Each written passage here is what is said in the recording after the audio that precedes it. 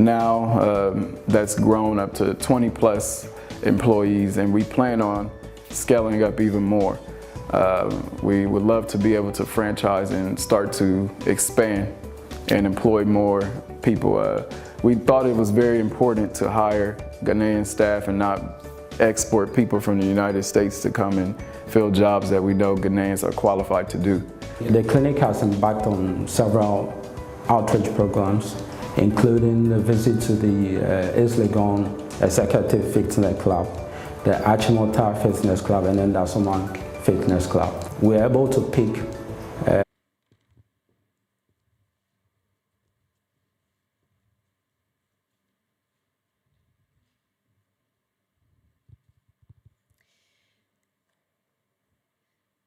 Distinguished guests, thank you so much. Akwaba, Your Excellency. I'll call on Madame Kokui Hansen to give us the national anthem.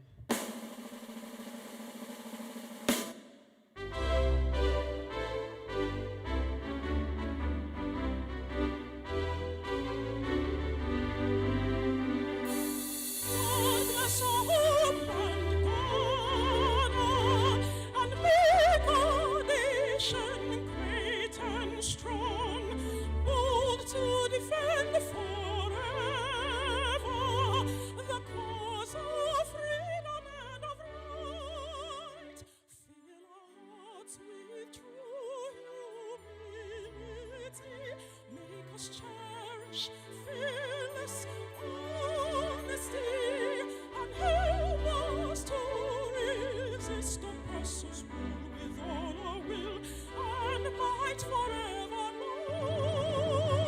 And help us to resist oppressors' rule with all our will and might forevermore.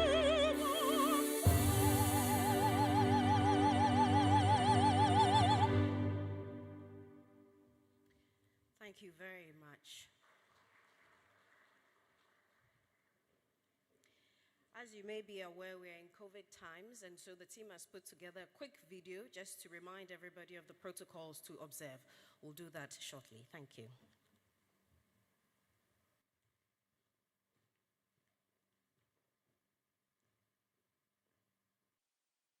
Ladies and gentlemen, please note that in light of the COVID-19 pandemic, protocols are in place to ensure the safety of everyone. Kindly take note of these protocols. Nose masks are to be worn at all times during the event, either inside this auditorium or outside. The only time you may take off your nose mask is when you are talking on the stage and during coffee breaks only. Seating inside the auditorium is spaced 1 meter apart to observe social distancing. Please maintain this arrangement by not shifting your seat closer to the next person. If you go out of this auditorium at any time during the event, please sanitize your hands at the sanitization stations before returning to your seat. At the end of the event, please do not exit at the same time to ensure social distancing. Ushers would direct you to exit one after the other. During networking sessions, please stand 1 meter apart to ensure social distancing. Avoid handshakes, hugs, or close contact with other guests. Please adhere to these protocols at all times during the event to prevent the spread of COVID-19. Therefore, an important conversation and engagement about investment. I'll call on the Minister for Information, Honorable Kojo Ponkroma, to give us the welcome address.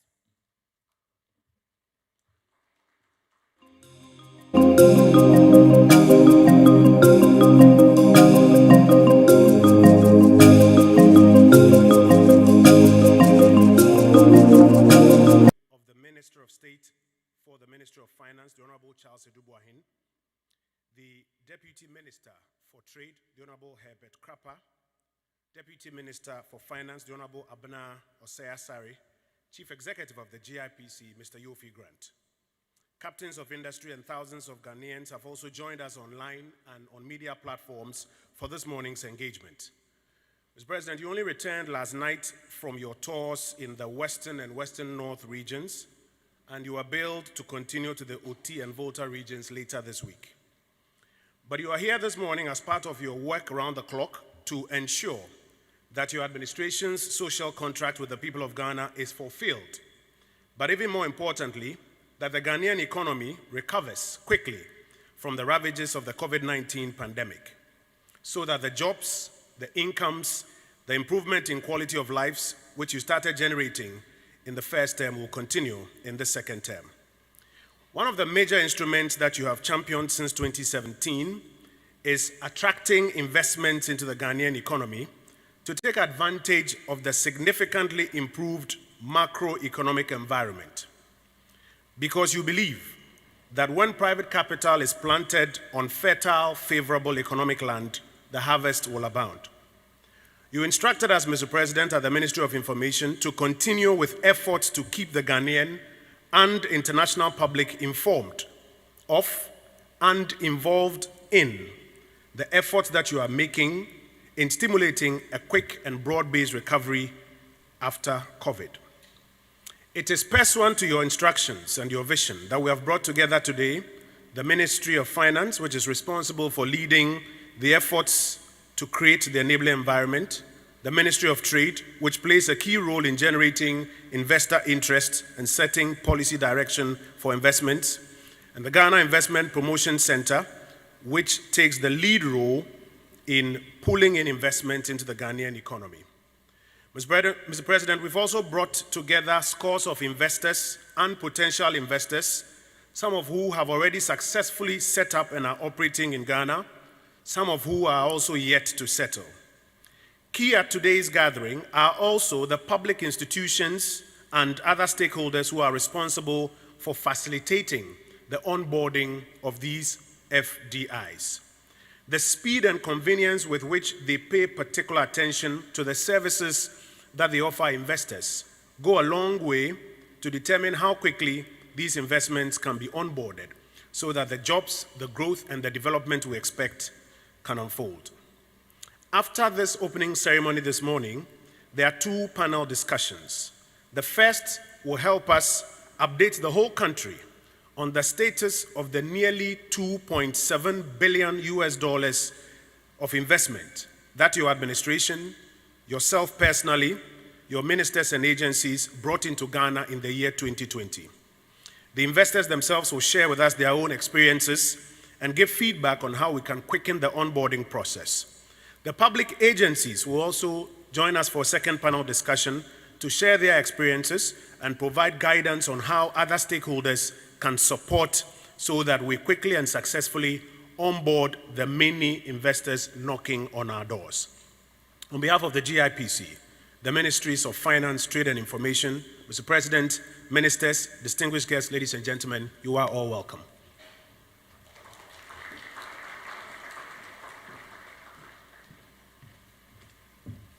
Thank you very much, Honorable Minister for Information, Kojo Opon Nkrumah. Your Excellency, distinguished guests, right now, let's turn our attention to Ghana's FDI trends, the outlook for 2021 and beyond.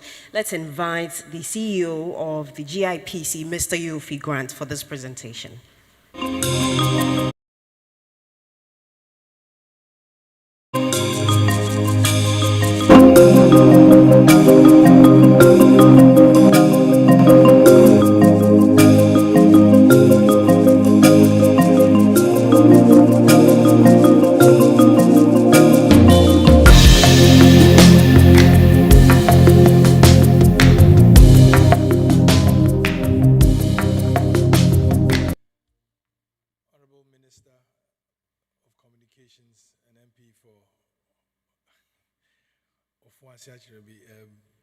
My very good friend Kojo Opon Nkrumah, Minister of State for Finance Charles Dubois, Deputy Minister of Finance Abnao Selsari, and my very good friend Deputy Minister of Trade Herbert Krapper.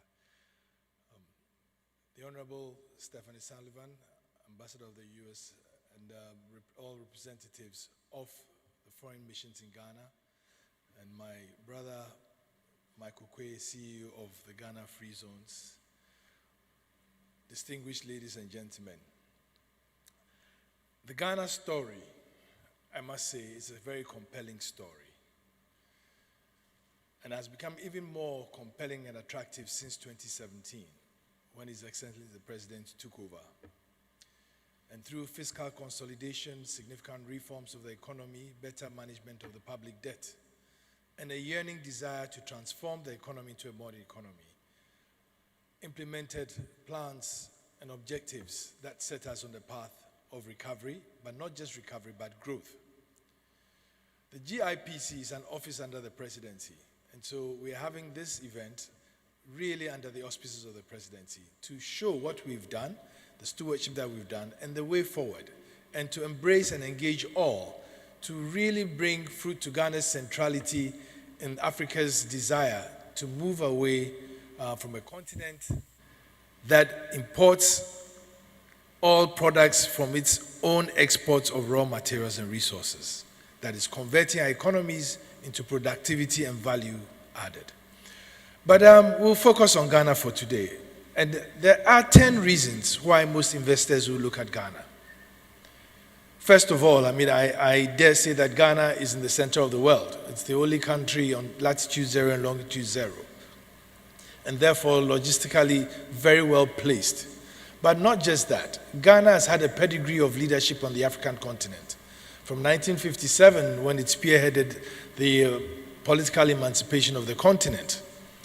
And today, Ghana is repositioning once again to spearhead the leadership of the African continent and joining it to the global financial sector and bringing about wealth creation on the continent, thereby bringing African financial and economic emancipation.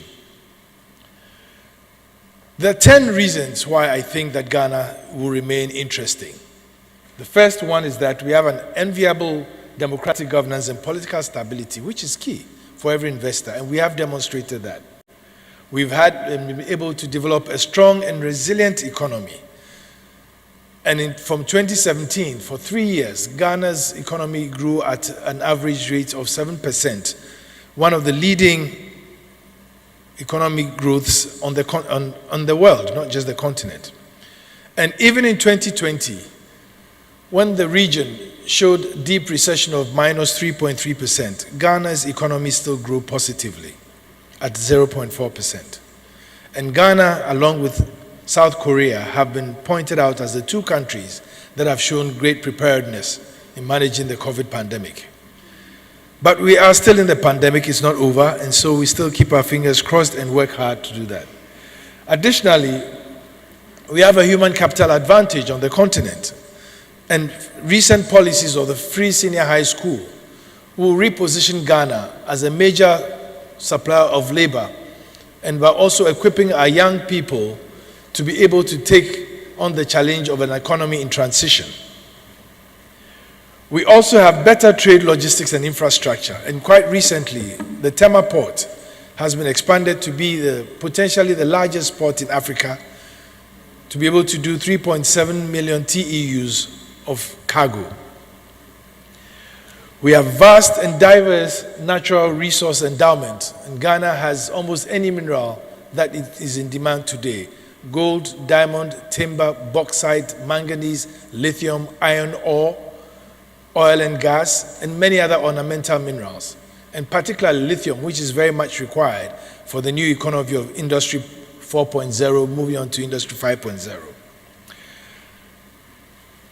We are also a member of the regional international trade bodies. As a partner in WTO and having leadership of ECOWAS, we are very well positioned to negotiate many contracts, and we have significant contracts signed, bilateral investment treaties, and double taxation treaties with many of our partners. And of course, Ghana's great hospitality is undoubted. And I see many faces here that I know are not originally Ghanaian. And it's that hospitality that has brought you here. We thank you for staying and being with us. But even more importantly is our yearning desire to continuously and increasingly improve the ease of doing business.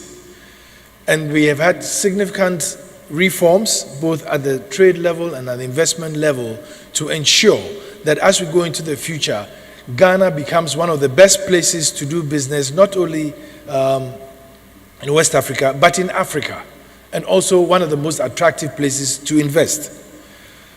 And then, of course, that has led to a very enabling and competitive business environment, one which we are very proud of. And last but not the least, as I mentioned, and as mentioned it first, a favorable geographical location to facilitate the easy access to the world. And indeed, from Ghana, you are only 8 hours away from almost all the major regions of the world. So yes, we have all these endowments, but these endowments could not have put us where we are without the instructive and firm and strong leadership of His Excellency the President, who has declared that Ghana should be the best place to do business on the continent and the most attractive place to invest on the continent. And it's for that reason that we are seeing that Ghana is host to the headquarters of the AFCFTA and will spearhead the African economic and financial emancipation that I did mention before. So what has that earned us? And I will talk about this on the perspective of what has happened in the world. And even prior to COVID, global political disruptions led to a shrinking of foreign direct investment and a disruption in the flows of foreign direct investment between 2018 and 2019. The event of Brexit was a major factor. The trade wars between the US and China was another factor. And the fact that the US also started looking inward to try and shore up business and trade was very important in stemming the flow of FDI globally, to the extent that UNCTAD and the WTO started making early predictions of the narrowing down of foreign direct investment globally. And then by 2020, the pandemic really hit. And it caused two major problems. One, the cost of lives, and two, the cost of livelihoods. But practically, it ended up in a major disruption of trade and business globally. Supply chains got cut. Countries had to implement quarantines that actually disrupted businesses. And I don't need to emphasize that because you all know, because you are business people. But that also led to a great impact on the financial sector. It's estimated that some $10 trillion of value was lost in the global financial markets due to the disruptions of the global trade system. Now, that was all money that could have been used for foreign direct investment. So consequently, UNCTAD actually predicted that global flows would shrink by 42% in 2020. And if we didn't have a grip on the pandemic, it will further shrink by an additional 15%. And Africa was probably going to be the biggest victim. But God being so good, and through our own initiatives, we've seen that it didn't happen quite as much as that. Africa, as I saw in a video this morning, still has shown quite some resilience to the virus compared to other regions in the world. But we do not take that for granted. And even during that period, Ghana showed strong leadership that also invoked some confidence in investors that were looking at places to invest. And Ghana was one of such places.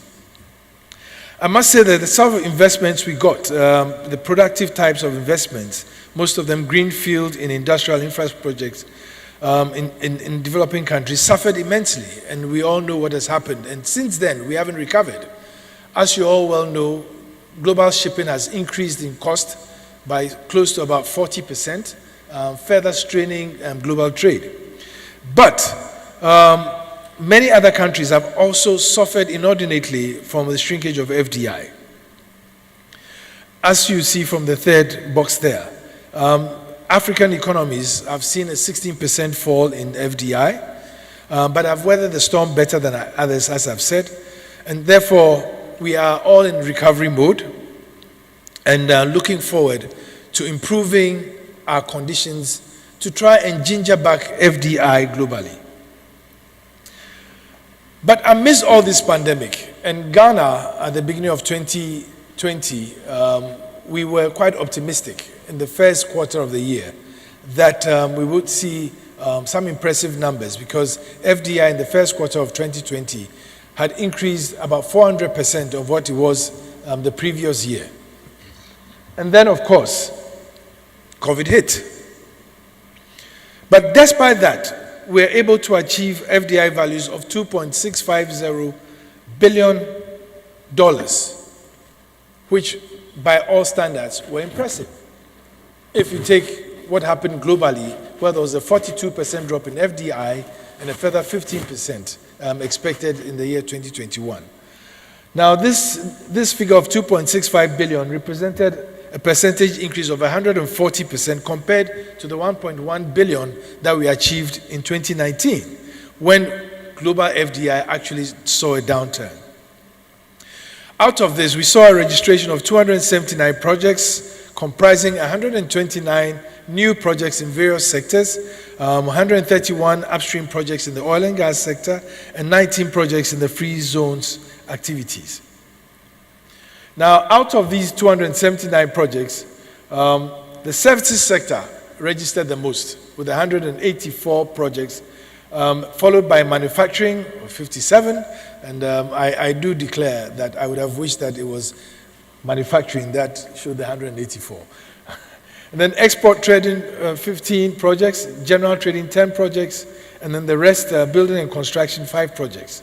Mining also showed 3 major projects, petroleum, 3 projects, and disappointingly, agriculture, 1 project, and liaison offices, 1 project. In terms of FDI value, manufacturing, however, recorded the largest value of $1.27 billion, followed by services of $656 billion, mining of $424 million, petroleum $222 million. And the details are indicated in the graph below that you can see. If you look at it in terms of the amounts and the sectors, that's where the breakdown is. Now, in terms of regional distribution, January to December, unfortunately, Greater Accra seems to be attracting the most of the projects that were registered, or the FDI. And as I did mention, in terms of numbers, services recorded 184 projects, most of them in Greater Accra. 8 regions directly benefited from 279 projects. 231 projects, representing 82.8% of the projects registered, are in the Greater Accra region. That means that at the GIPC, we need to work harder into diversifying this and making the rest of the country even more attractive. And I dare say that the rest of the country is equally or perhaps even more attractive as destinations of foreign direct investment. The 3 other regions that showed some promise are the Western and Ashanti regions with 31 and 7 projects respectively. Volta and Eastern region recorded 3 projects, and Brong-Ahafo recorded 2, the Central and Upper East recorded 1 project each. This we expect to generate employment of 27,110 jobs, when these are registered and are at full capacity. Now, 22,382 of these projected jobs, that's 95% of it, are jobs that will be exclusively for Ghanaians, whilst the remaining 1,064 jobs, that's 4.54, are expected to be taken up by non-Ghanaians per GIPC's records.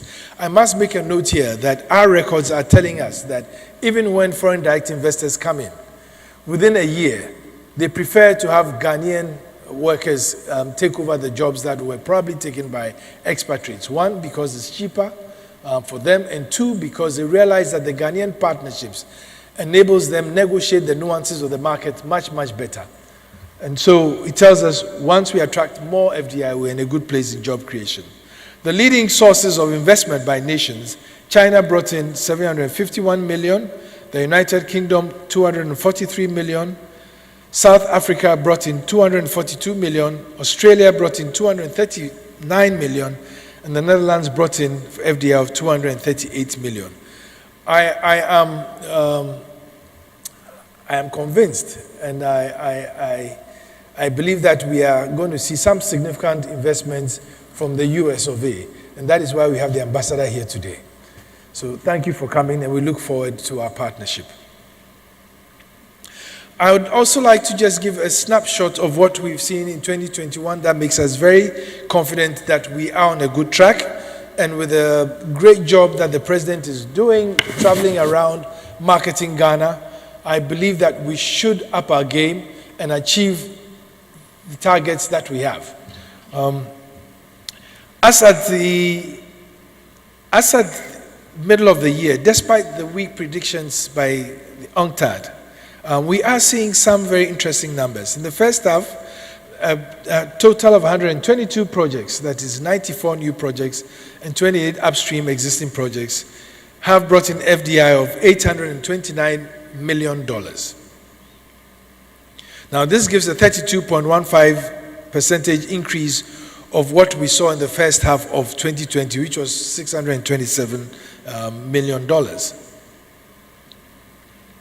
And out of these 122 projects, services once again came out on top with 63 projects, and followed by manufacturing with 24 projects. General trading, building and construction followed with 18 and 6 projects respectively. The oil and gas sector, as well as export trade, recorded 5 projects each, and agriculture sector recorded 1 project. I must say that we've seen a bit of challenge in the oil and gas sector since the price dropped in 2019, but we are seeing some recovery, and we believe that that should also become more significant. Incidentally, we are also seeing a lot more interest in the agri sector over the quarter, and much more engagement and requests, and we believe that will translate to higher FDI numbers and figures for agri by the end of year. The services sector numbers was 597 million, followed by manufacturing with 98.7 million, general trading 41 million, and 22 million for building and construction. These details you'll find in these graphs as shown here. In terms of regional distribution of projects, 9 regions actually attracted these 122 projects out of the 16 regions we have. Now, 96 projects representing 78% of the projects registered are once again in Greater Accra region.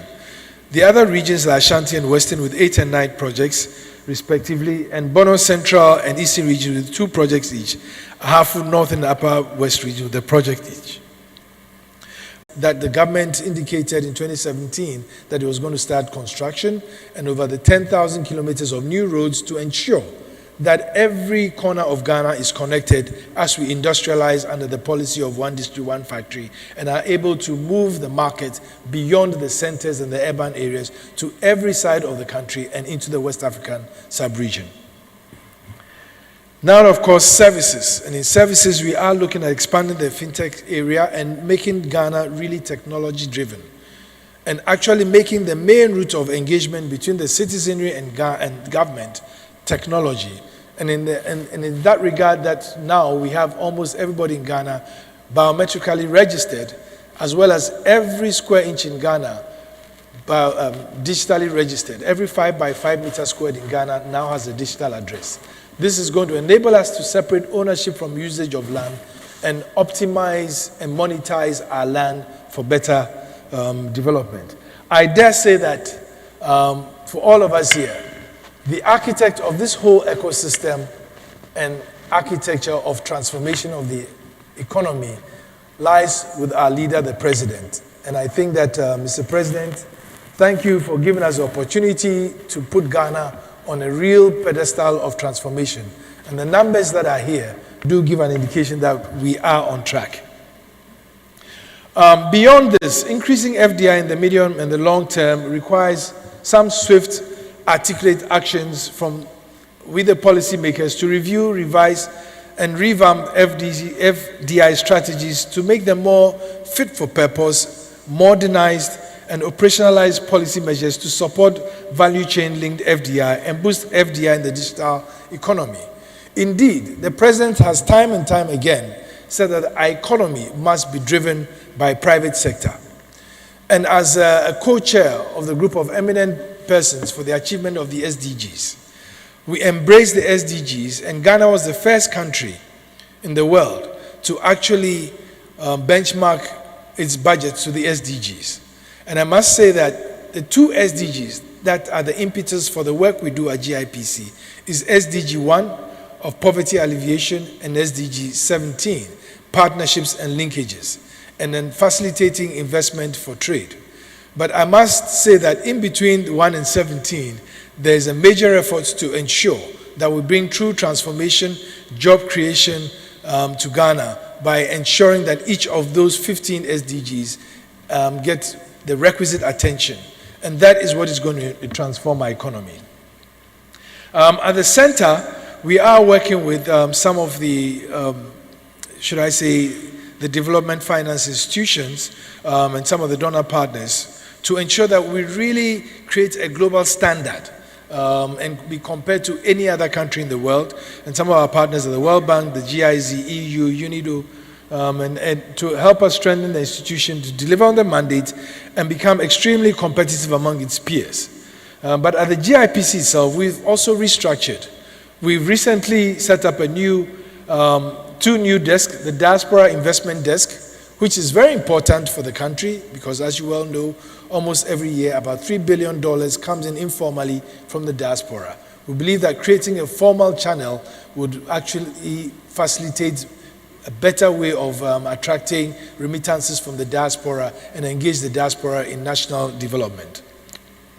Additionally, we've set up a strategic aftercare service to streamline investor aftercare and encourage investment. And so many of you who are here will get visits from our aftercare. We will preempt your problems and try and bring solutions to them, but we also act as a sounding board for the presidency on policy matters relating to attracting investment. And then we have a revamped monitoring and evaluation and tracking divisions to offer an efficient monitoring of companies and optimize the center's performance. And then we have set up a specific cares delivery unit to track, monitor, and facilitate the achievement of the targets under the cares program. I will skip these two and then come to the end. As I did say, we are very keen on ensuring that we achieve the target of a minimum of $3 billion a year from 2020 to 2023, right into 2024, under the CARES program. And the areas that we've identified strategically for promotion are agriculture and agro-processing, energy, because if we are going to industrialize, we need cheap, reliable energy, vehicle assembly and automotive components, manufacturing, and we are pleased to say we are well on track. We also have a great manufacturing template under the 1D1F to ensure that every corner of this country has a manufacturing industry of sorts. Now, can you imagine what that would do for job creation? It means that every corner in each of the 260 districts will create opportunities for job creation for our young people. That would stem the tide of the flow from the urban to the, from the rural to the urban areas that we see every year, but also create opportunity that will lead into a market in West Africa. Tourism and hospitality, because Ghana is naturally endowed with assets that we can monetize in tourism and hospitality. Innovative financial products and services, and Ghana is also setting up to be a regional international financial services center to facilitate capital flows in West Africa, in Ghana, and the continent. And then, of course, transport infrastructure, such that the products that we generate have easy access in and out of Ghana and into the global market. AFCFTA does give us a unique opportunity. And once again, Ghana is acting as a spearhead for this whole transformation of the African continent. Africa is very well endowed, but unfortunately we export our raw materials and then import the finished goods out of our raw materials we export. And I believe that the AFCFTA gives us a great impetus to change that whole dynamic. And once again, I would like to say that the inspiration from the president of a Ghana beyond aid resonates loudly on the African continent. For us to actually monetize the assets that we have through partnerships and linkages and create a better continent of wealth creation and jobs. By 2050, Africa will be 1/4 of the world's population. It would also still have more than 30% of the world's remaining resources, 60% of the arable land left in the world. And it's now due for us to actually turn that into a real development agenda for the world, not just for Africa. I believe that the AFCFTA for us in Ghana gives us a real good opportunity for our SMEs and SMIs to actually get onto the industrial bandwagon and move beyond where we are. I would like to end here. I believe that you've all seen the numbers. These are real numbers. They've been legitimized, but we look forward to doubling, quadrupling those numbers. In broad discussions with a lot of our compatriots, both globally and outside, they do say that if Ghana is to up its game, it could probably be attracting double-figure FDIs in the future. Thank you very much. I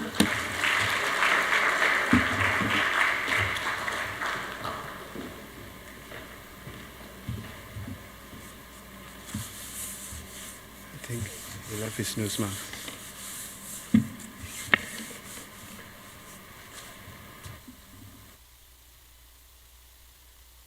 Thank you very much, Mr. Grant, for that detailed presentation. Of course, if you have feedback, the organizers of the event will welcome that.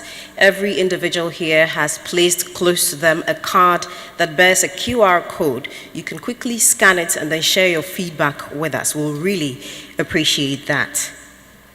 It's also obvious that we cannot have this conversation or the rest of this conversation without hearing from the Ministry of Trade and Industry. At this juncture, I'll call on the Honorable Deputy Minister, Herbert Krapper.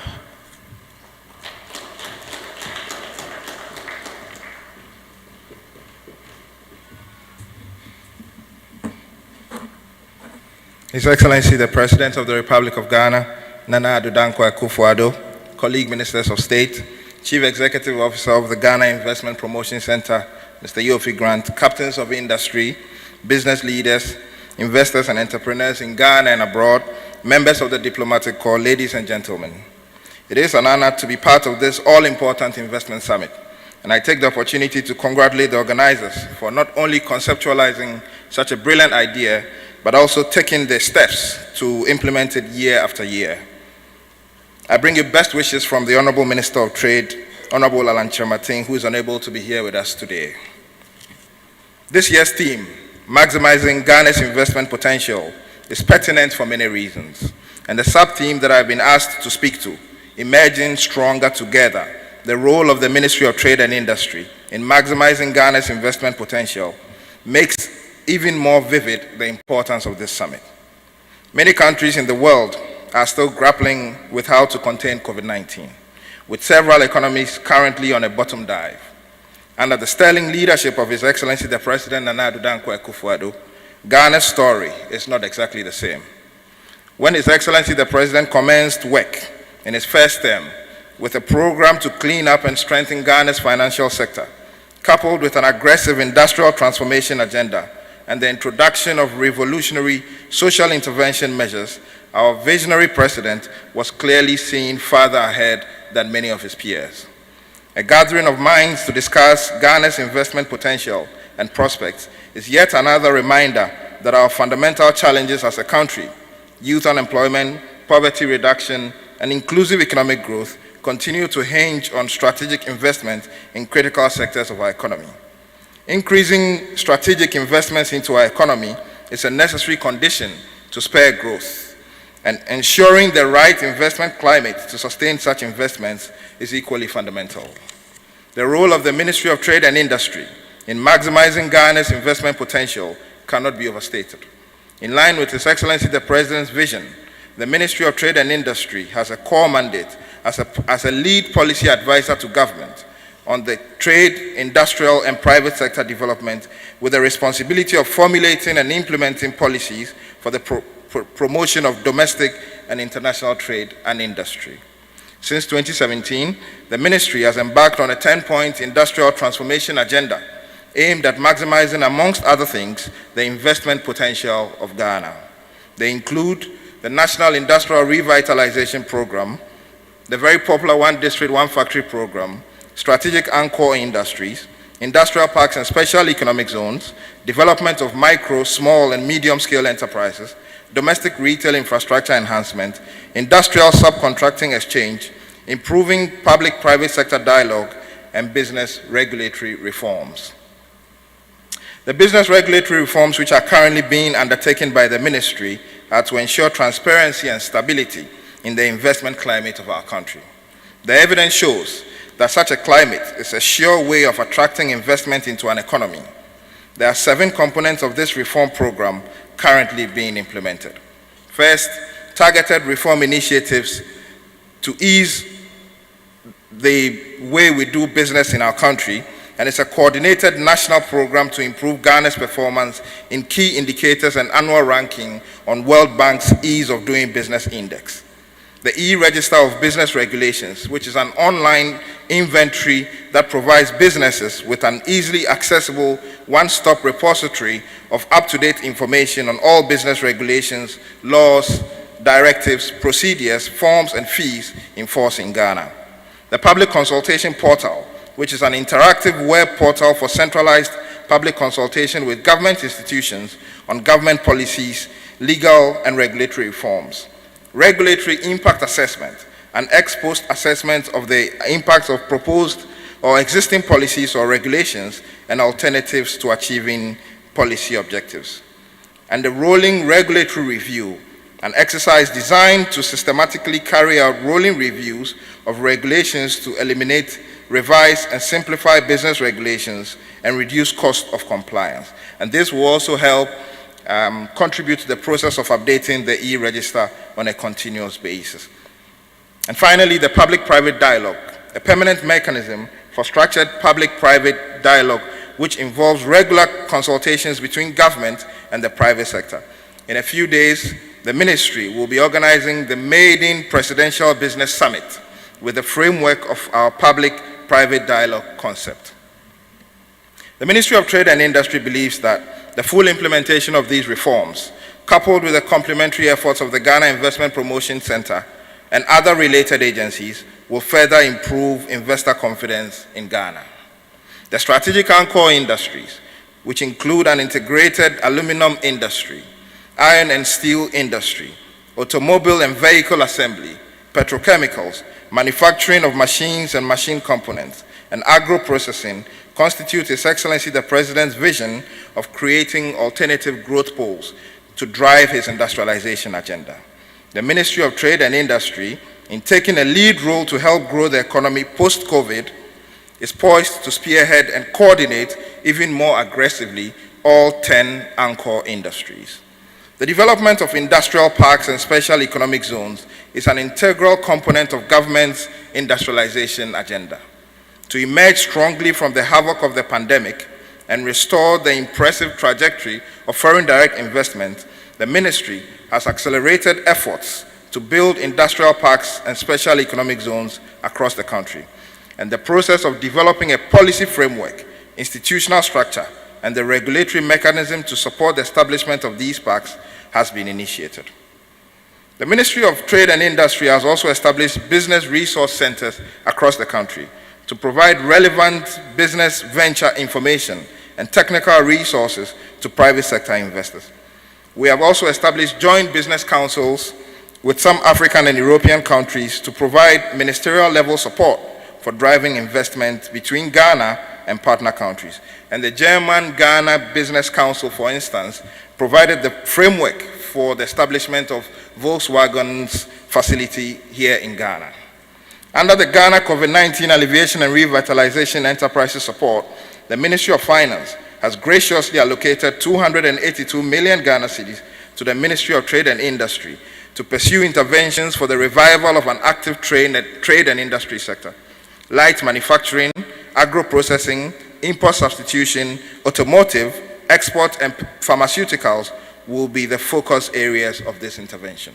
Finally, ladies and gentlemen, the Ministry of Trade and Industry intends to leverage the African Continental Free Trade Area Agreement to increase investment into Ghana. We have established a national AFCFTA coordination office in Accra and developed for implementation a national plan of action.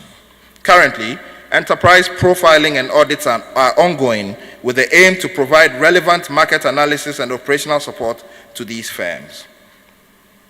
Enhancing the productive capacity of the private sector and ensuring that the business climate is attractive are a guaranteed prescription for maximizing Ghana's investment potential, and the Ministry of Trade and Industry, under the able leadership of the Honorable Minister, will continue to pursue these even more vigorously.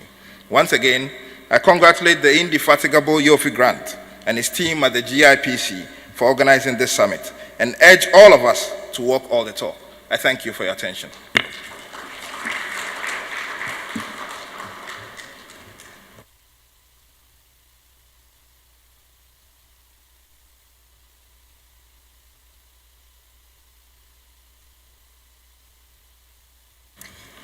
Thank you very much, Mr. Krapa, for that.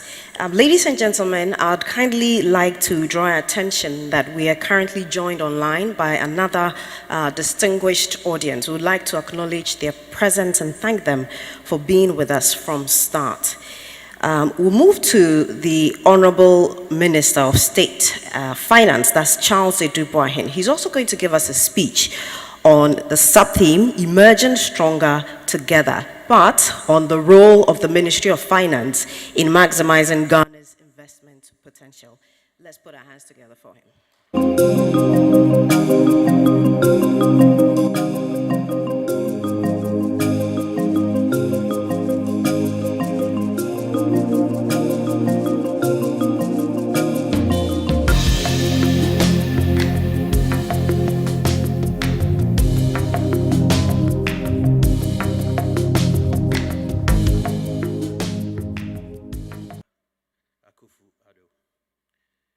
Honorable Minister for Information, Deputy Ministers for Trade and for Finance, Ambassador Sullivan and members of the Diplomatic Corps, the CEO of GIPC and the CEO of the Ghana Free Zones Board, directors, heads of public sector agencies and associations, invited guests, ladies and gentlemen.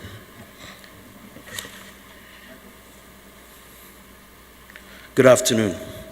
It is a pleasure to be here with you all today. It is good to see so many from industry, government, and the wider investor community here with us today.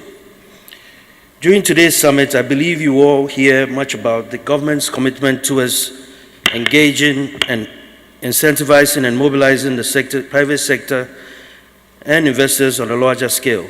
Critically, the COVID-19 pandemic has forced emerging economies such as ours to focus on binding the private sector into open and accountable long-term relationships characterized by fair sharing of risk and the transfer of innovative ideas to lay the foundations for a post-COVID recovery.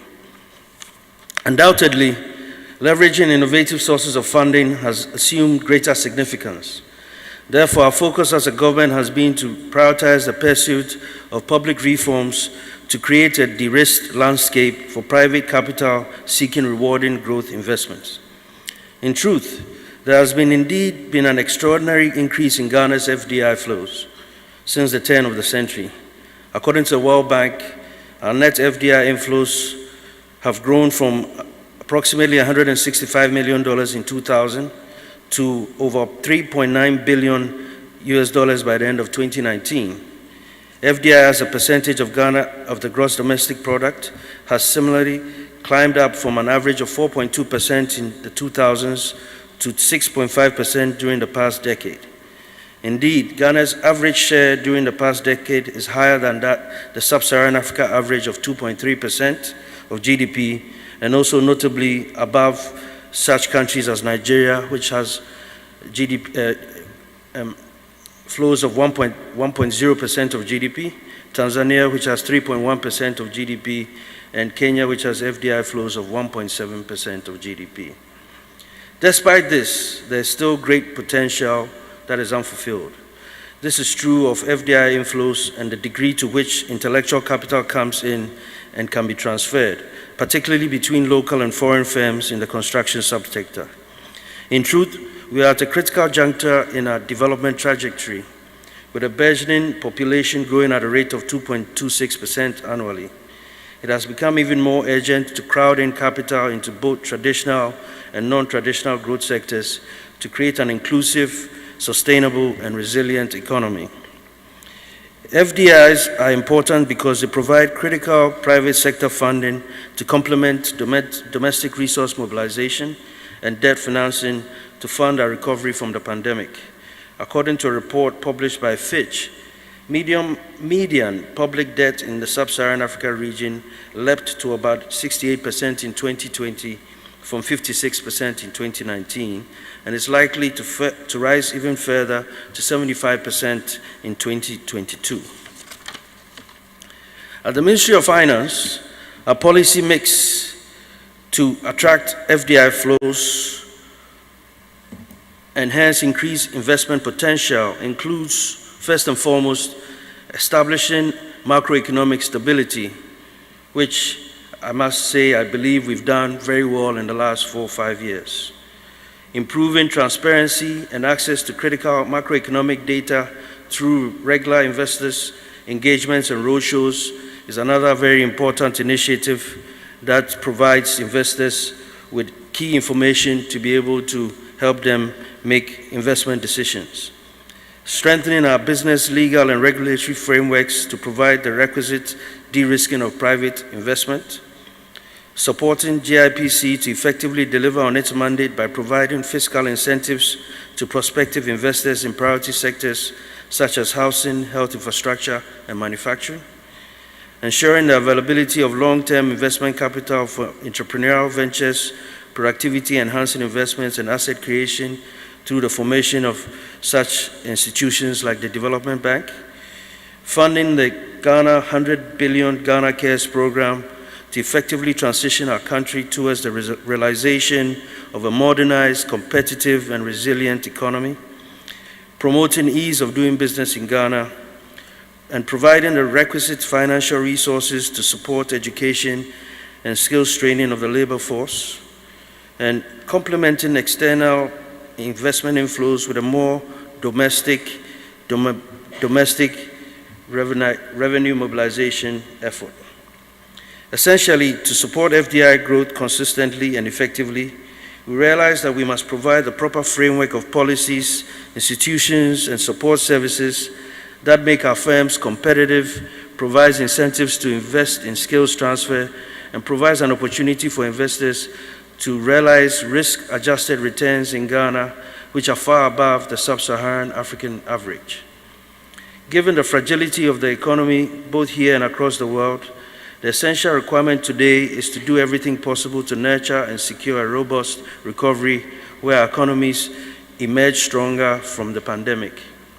Since the start of the year, we have set the stage for the presentation of the exemptions bill to Parliament, instituted clear and comprehensive programs to address youth unemployment, demonstrated a solid commitment to a strong rebound in economic growth and fiscal consolidation, anchored the budget on debt sustainability, strategically repositioned the Ghana Infrastructure Investment Fund to support the funding of key infrastructure, stabilized the power sector, and mobilized sufficient funds for the Development Bank. Ladies and gentlemen, the government is accelerating structural transformation through digitalization, industrialization, fiscal consolidation, and the pursuit of enterprise. Over the medium term, we expect to record growth levels in the region of 5%, placing Ghana among some of the fastest growing African economies. We will continue to work hard to ensure macroeconomic stability, improve revenue collection through digitalization and other initiatives, and allocate resources to the growth sectors of the economy to ensure economic expansion, increasing opportunity, and prosperity for all our people. We look forward to working with you all in shaping a Ghana that is truly beyond aid. Thank you very much.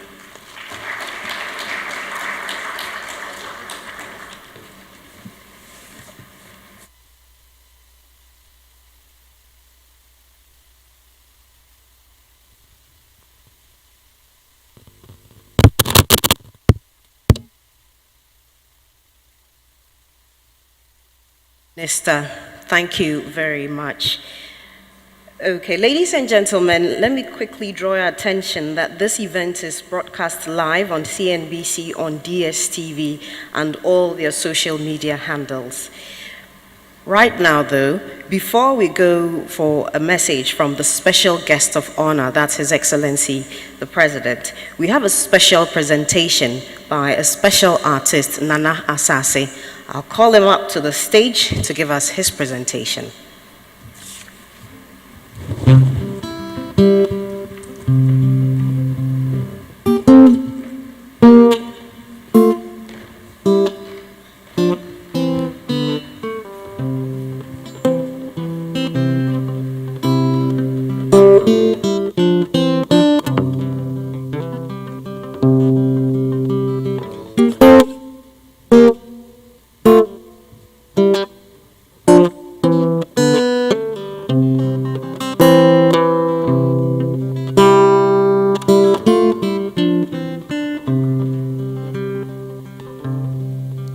A soldier,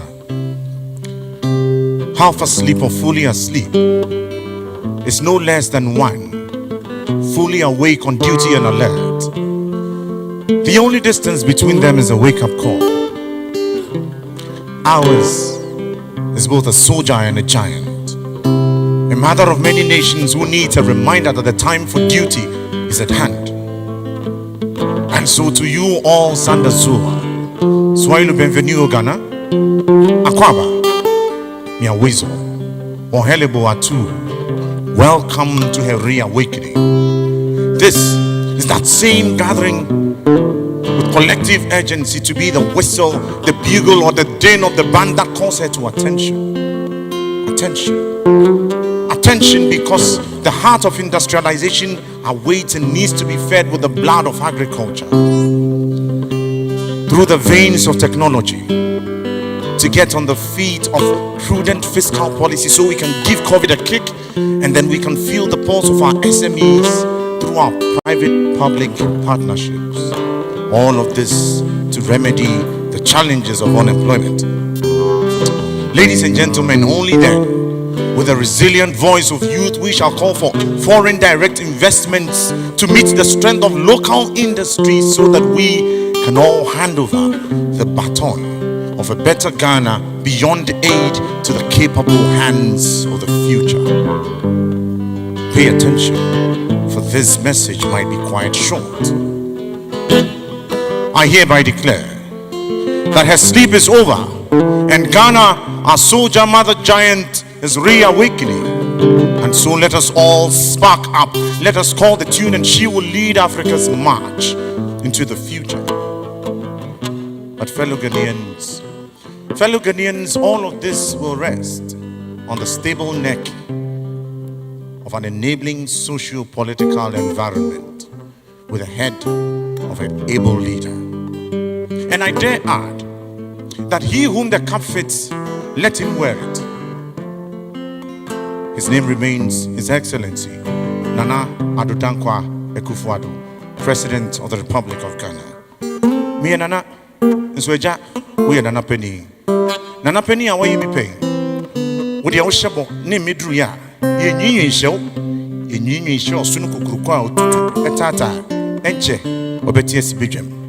And so, Africa, world, I summon you to the center to hear the capable head resting on the enabling socio-economic environment of Ghana, ready, resilient, sparking up so that we can take our rightful places.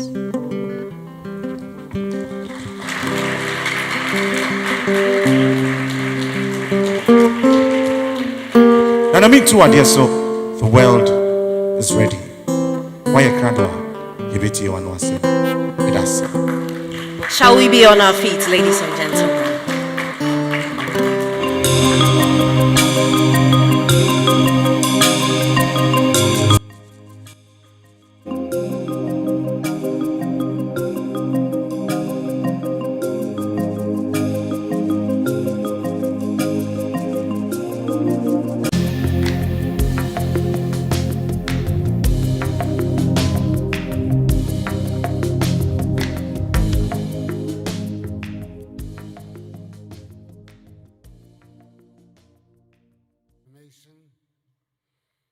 Minister of State of the Ministry of Finance, the Deputy Minister for Trade and Industry, the Deputy Minister for Finance, Chief Executive Officer of the Ghana Investment Promotion Center, and the Chief Executive Officer of the Ghana Free Zones Authority, members of the business and investment community, members of the diplomatic corps, fellow Ghanaians, ladies and gentlemen. I applaud the Ghana Investment Promotion Center, under the leadership of its hard-working Chief Executive Officer, Mr. Yofi Grant, for initiating this summit, which is aimed at stimulating one of the most important conversations we should be having in this country, that is making registered investments real on the ground in Ghana.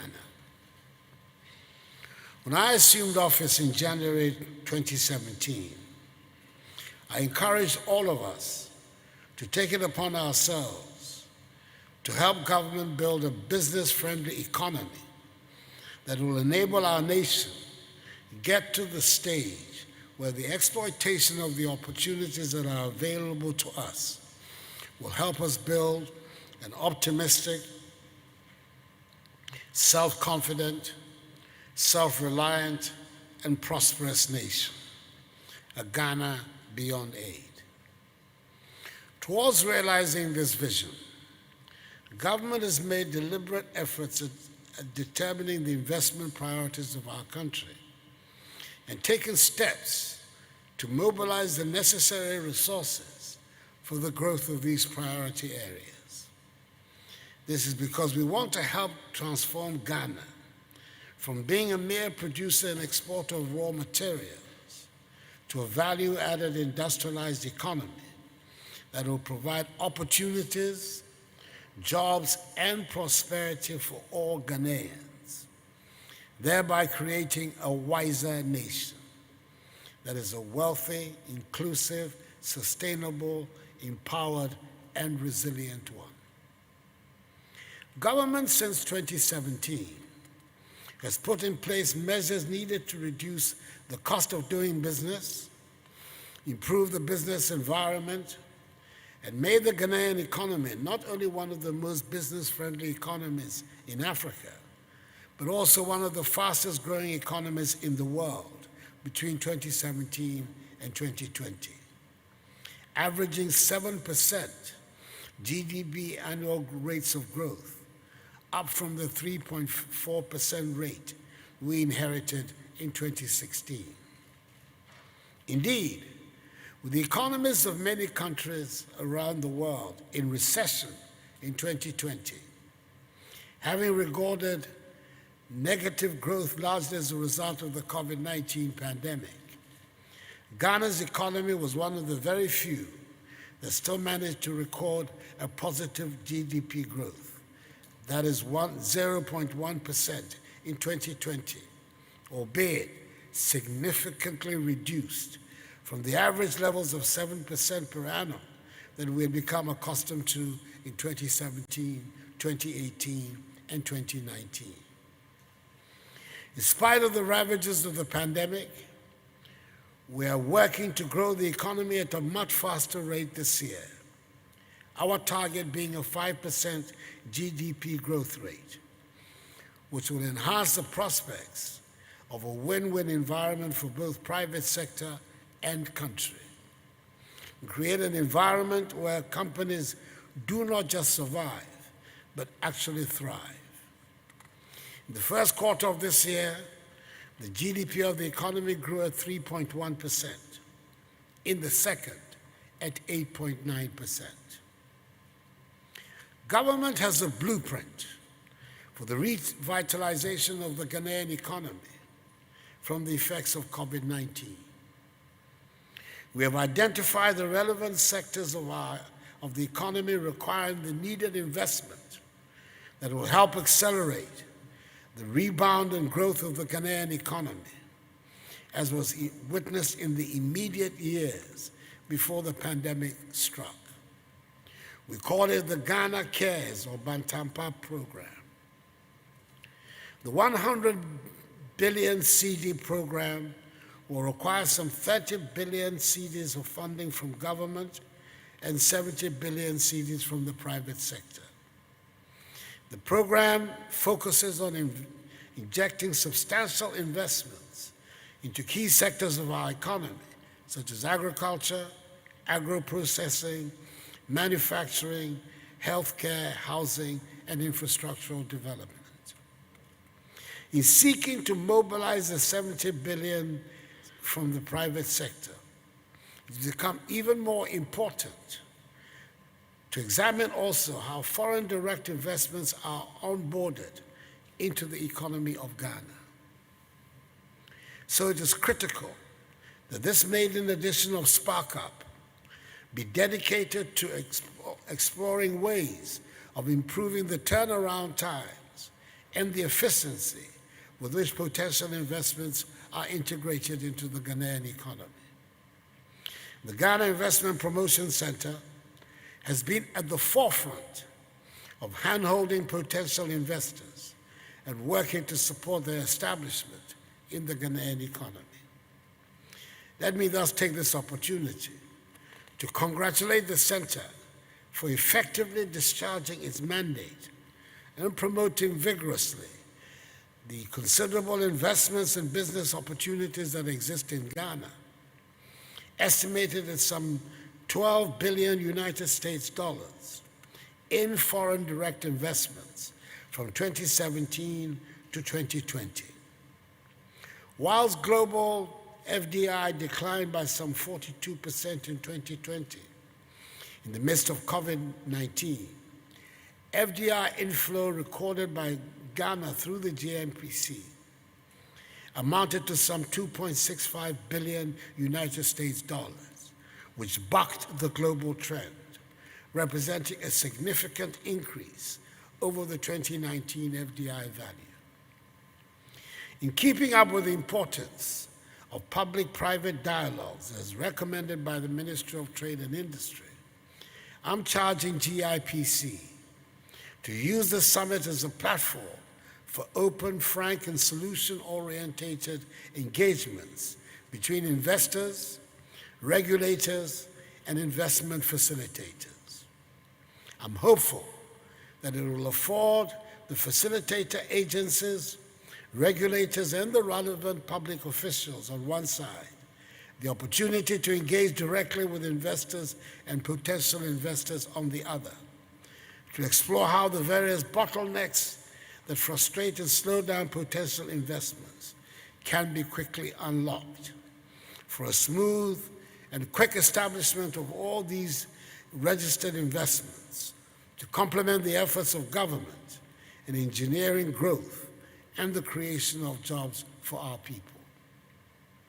The ongoing review of the GIPC Law, Act 865, and the institutional reforms, such as retooling and refocusing the center's operations through the institution of the Diaspora Investment Desk and the CARES Delivery Unit, will be crucial in implementing the outcomes of this summit. They will strengthen GIPC to continue to play a lead role in assisting government to mobilize private sector complementary investments for the resurgence of the Ghanaian economy. Let me commend the collaborating organizations for their roles in this project. The Ministry of Information for showcasing this all-important national conversation. The Ministry of Trade and Industry for articulating the relevant policy direction for attracting the most appropriate investments that Ghana requires at this point in time. And the Ministry for Finance for helping to engender the enabling environment that has made Ghana an attractive investment destination. As host country of the Secretariat of the African Continental Free Trade Area, AFCFTA, now is the time for the Black Star to spark up and bring in the needed investments to accelerate the transformation of the Ghanaian economy, and by extension the African one, through the active participation of the private sector in the economic development of our country and continent. I wish you fruitful deliberations And may God bless us all in our homeland, Ghana, and make her great and strong. I thank you for your attention.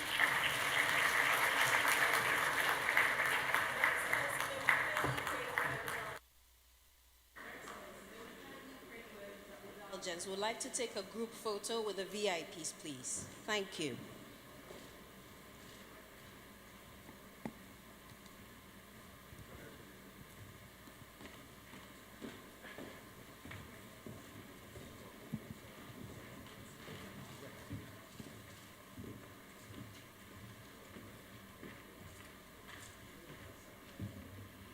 Yes, thank you very much. That's the VIPs in the photo with His Excellency the President.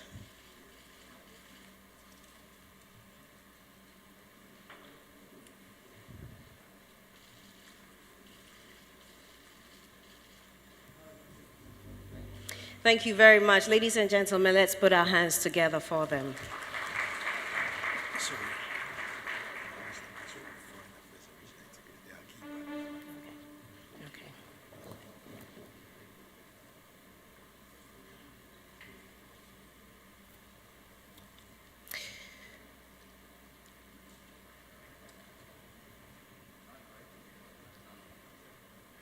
Yes, before I invite Madame Kokwe for the national anthem, I would kindly like to show appreciation to the Ministry of Foreign Affairs. They're a key partner in this program and we are grateful to them.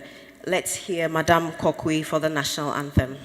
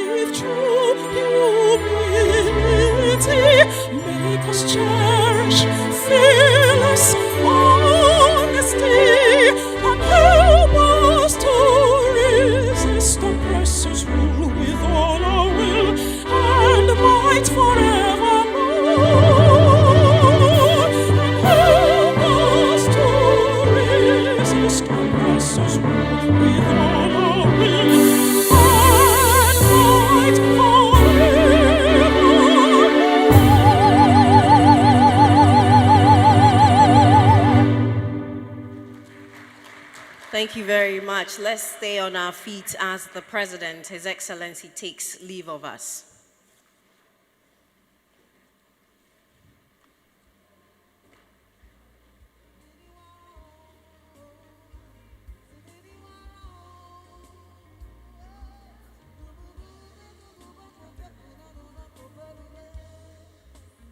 Ladies and gentlemen, at this juncture, we can take a cocoa break or a coffee break while the President takes leave, and then we'll have the first panel session, which is the investment journey in Ghana.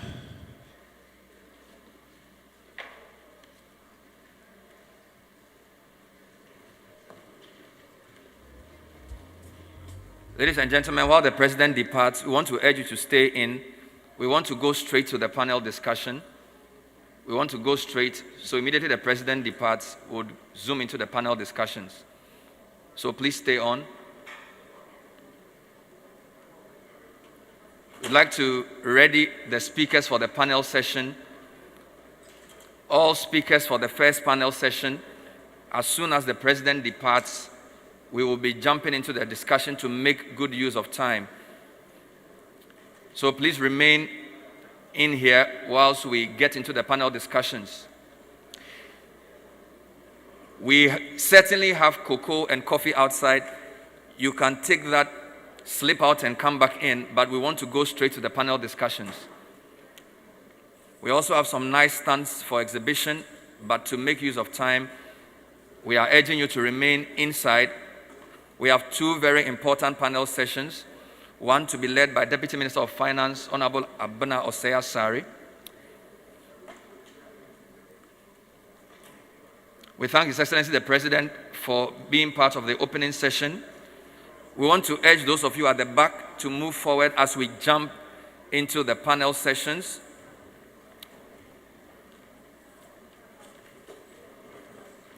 And while we're at it, we want to urge you to go online, scan the QR codes. The full program is there. We've put them in your packs. It's an interactive session. We want to hear from you. We're urging all those at the back to come to the front. There are some empty seats in front. And as the President departs, we're also clearing the lobby for part 2 of the program. Please stay with us. Let's have the door shut as we get straight into the panel sessions. We'll give you a quick flavor of what to expect. In the meantime, Francisca Kakra-Forsen, thank you for expertly handling the first part. You've earned yourself a coffee break. Francisca, thank you. We're still streaming live. We're still streaming live on the GIPC social media handles. Kindly close the main door so we can jump into the sessions to make good use of time.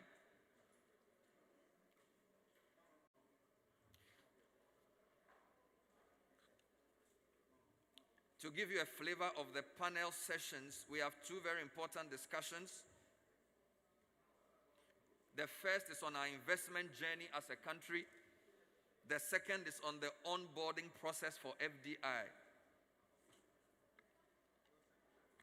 And I want to just urge the panel members to get ready as we introduce the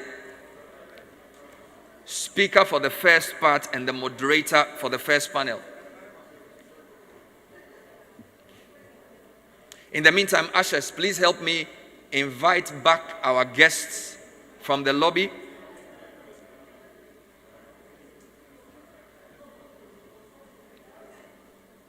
We want to be more judicious with the time. So let's get settled as we jump into the panel sessions. We will start with a presentation and a couple of videos, but we want to get seated first.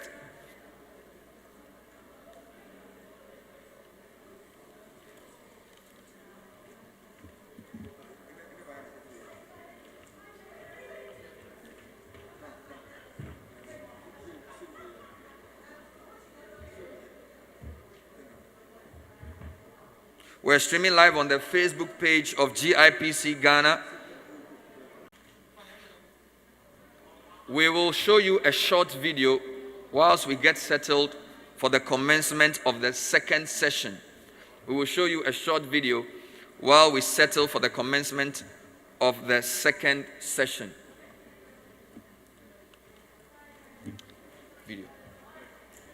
Video. All right.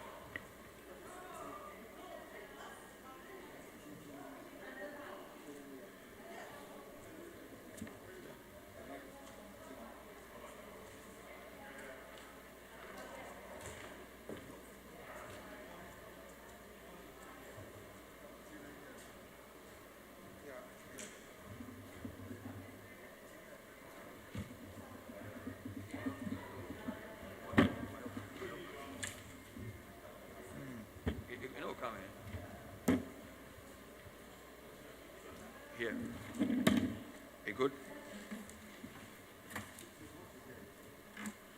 Then we form.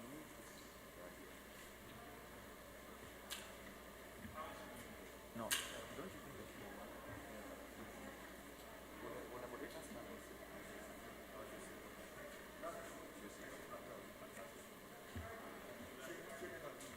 that's let the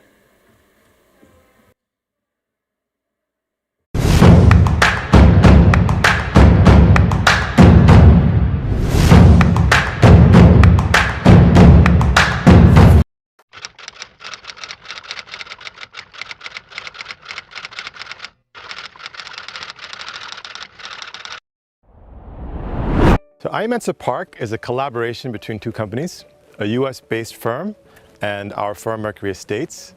We partnered to deliver 200 townhouses, and you can see the units behind me. It's pretty unique for this part of the world to build a community-scale townhouse development. This type of collaboration allows us to put in common areas like a park in the middle of the development. We're looking at community-scale water delivery, which is unique in Ghana. There's security features as well. So you've got a gated community with manned 24-hour security. And there's a quality standard that we've been able to achieve with IMENSA that's been world-class. We've got 200 units, or townhouses, mostly. So you've got 2-bedroom units, 3-bedroom, 4-bedroom, and we also have a few flats as well, 1-bedroom with studies. And it's a mix. We've got folks that have come back from the diaspora that have bought units here. Some are buying to let. We've got investors who are renting in the development. And then we've got a young professional, young family contingent who are really enjoying the amenities, the swimming pool, the basketball courts, the clubhouse. For me, I kind of sit between the historical diaspora and the continental diaspora, having been born abroad. But when I first stepped foot in Ghana, I was blown away with the potential and also the opportunity. As someone who's lived as a Black American, as a minority in a different country, the idea of being able to participate in the Ghanaian story, where it's not just a question of representation, but actual transformation. That there's an opportunity here as a business person to do something that's extraordinarily meaningful. This is a $30 million development. You can imagine the amount of employment that was created. By increasing the level of the standard, we're also upskilling the workforce. You know, that there are guys that are coming home to their families very proud to have been part of a development like this.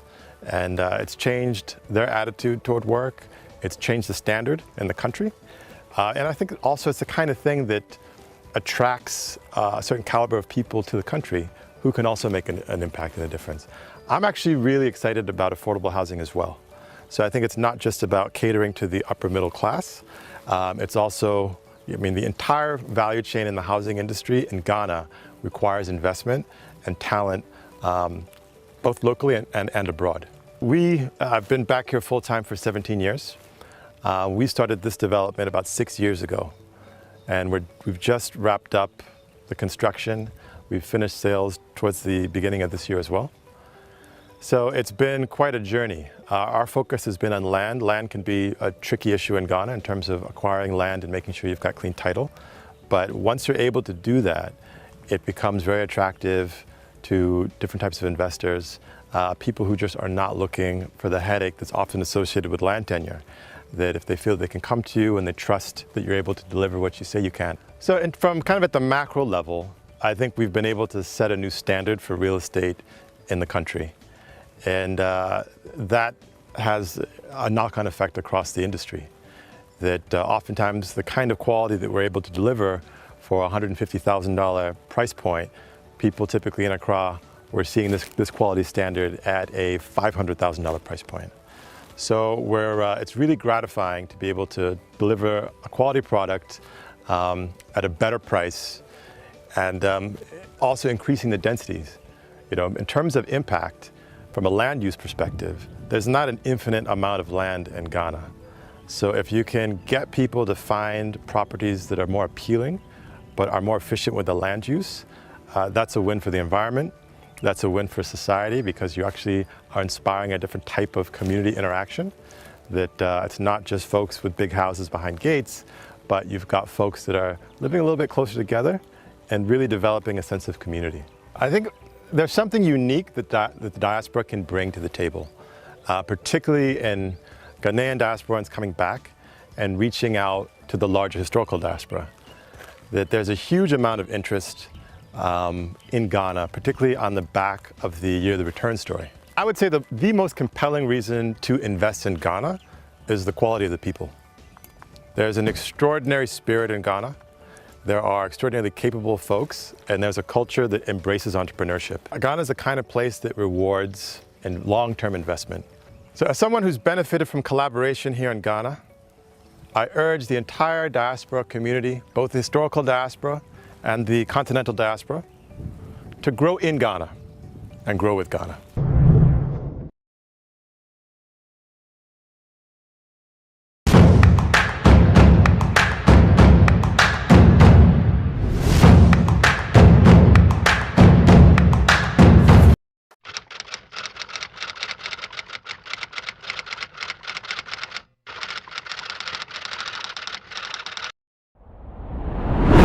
So Selina Beb Designs was established in 2012, and it was born out of my passion and my love for fashion. I used to live in the UK for 11 years. I schooled and worked in the UK, and I moved back to Ghana in 2008. So moving back to Ghana in 2008, I noticed that African fashion was really in vogue, and it was trending, especially the African-inspired accessories, in particular bags. So I love these African print bags and the clothes, and I used to buy them and wear them and use them, and I'll get lots of compliments. So with all these compliments that I was getting with wearing my African fashion, I started thinking maybe that dream I had when I was a teenager, or all these years of going into fashion, can actually be realized. I'm almost 10 years now into this business, and I'm still evolving, I'm still growing, still expanding, and I love where the brand has gotten to. I have 20 workers, both permanent and part-time workers, and that is 20 families that are benefiting from this company. Most of them, their livelihood depends on the brand. A couple of years ago, I remember we were invited to the end of year party for GIPC, where I got to put up a fashion show, and guess who were the models? Staff of GIPC actually modeled my products at that particular function, and that was a nice one.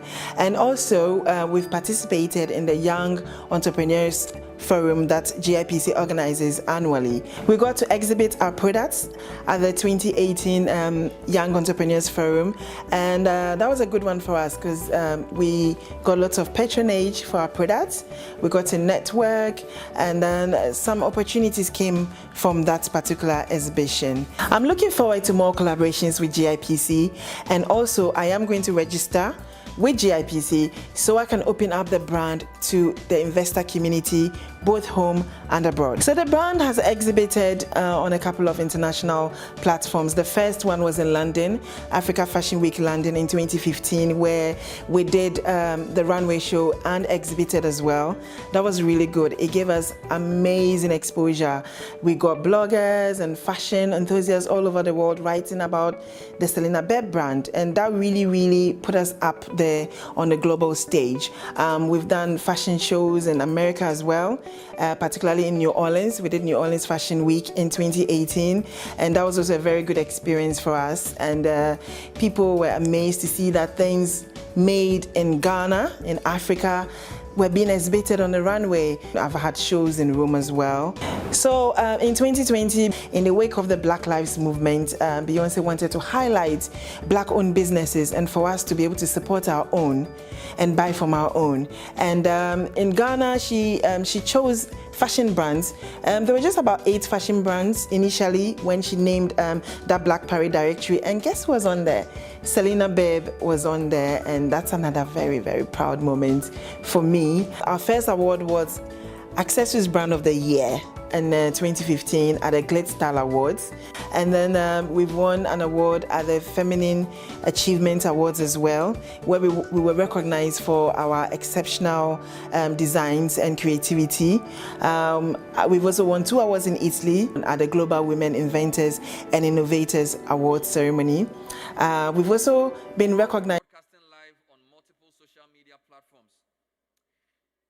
We'd like to quickly welcome for the presentation a rep from the GIPC. Before we do that, we want to inform you that we have 2 panel discussions. The first one is on the investment journey of some important investors in Ghana, and that panel will be moderated by a Deputy Minister for Finance to understand how the investment journey has been. That will be followed by a second panel discussion featuring key government agencies answering direct questions on how they have helped our investors on board. So that will include some very important state agencies. We'd like to thank the Information Minister, under whose auspices we're proceeding, Deputy Minister of Trade, GIPC CEO, and all of you who've joined us for this very important session. My name is Bernard Avle. I'm taking charge of the second part of the program. Before I call my first speaker, I'd like to ask for the doors to be shut so we can have a bit of quiet in the hall.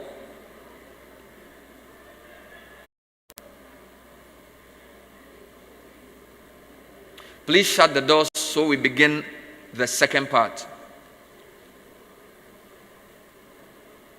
And while we're at it, if you can sneak to your phone and like the video or share what we're streaming on the GIPC site, we would be very excited indeed. You can also tweet with the hashtag SparkUp2021. SparkUp2021. That allows us to aggregate the views. We can pull some questions from there to enrich the conversations. Thank you very much indeed.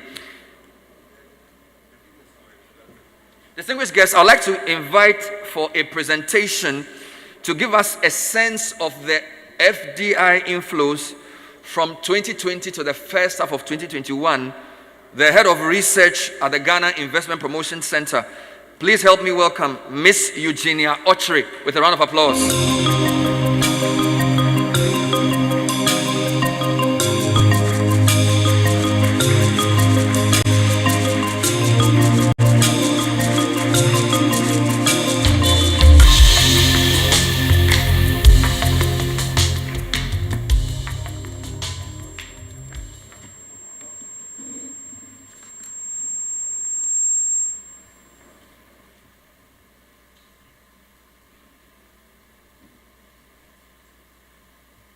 Good afternoon to you all, and once again, welcome to the second part of this program. I'll be taking you through, actually my task is very simple.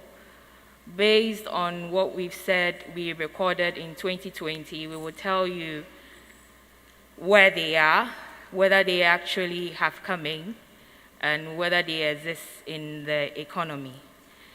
I'll start off by going through the investment journey and then dwell on to where the projects or investments are.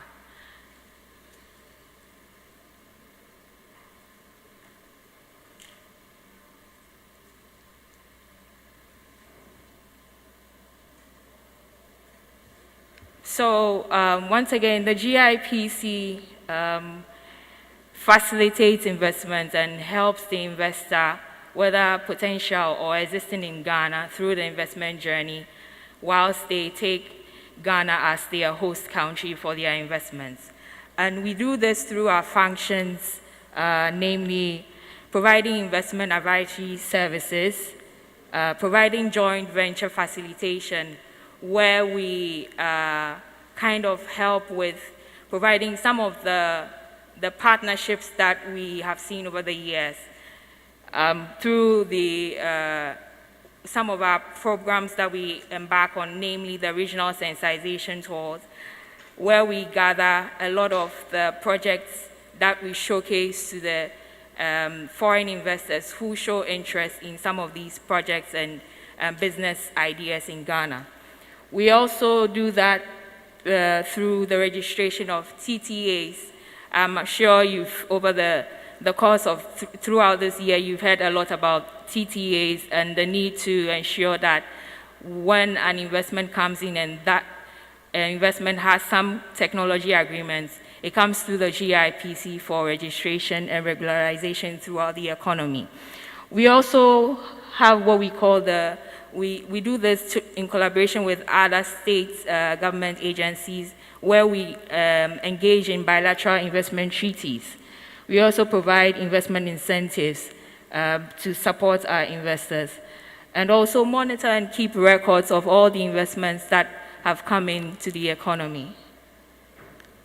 So through this, we offer services such as providing aftercare services, and as Mr. Grant mentioned earlier, we are seriously looking at making sure that investments that have come into the system or into the economy is retained and help them to expand or diversify in the economy. And so we set up the aftercare division that is seriously handling and hand-holding some of these investors that have come in.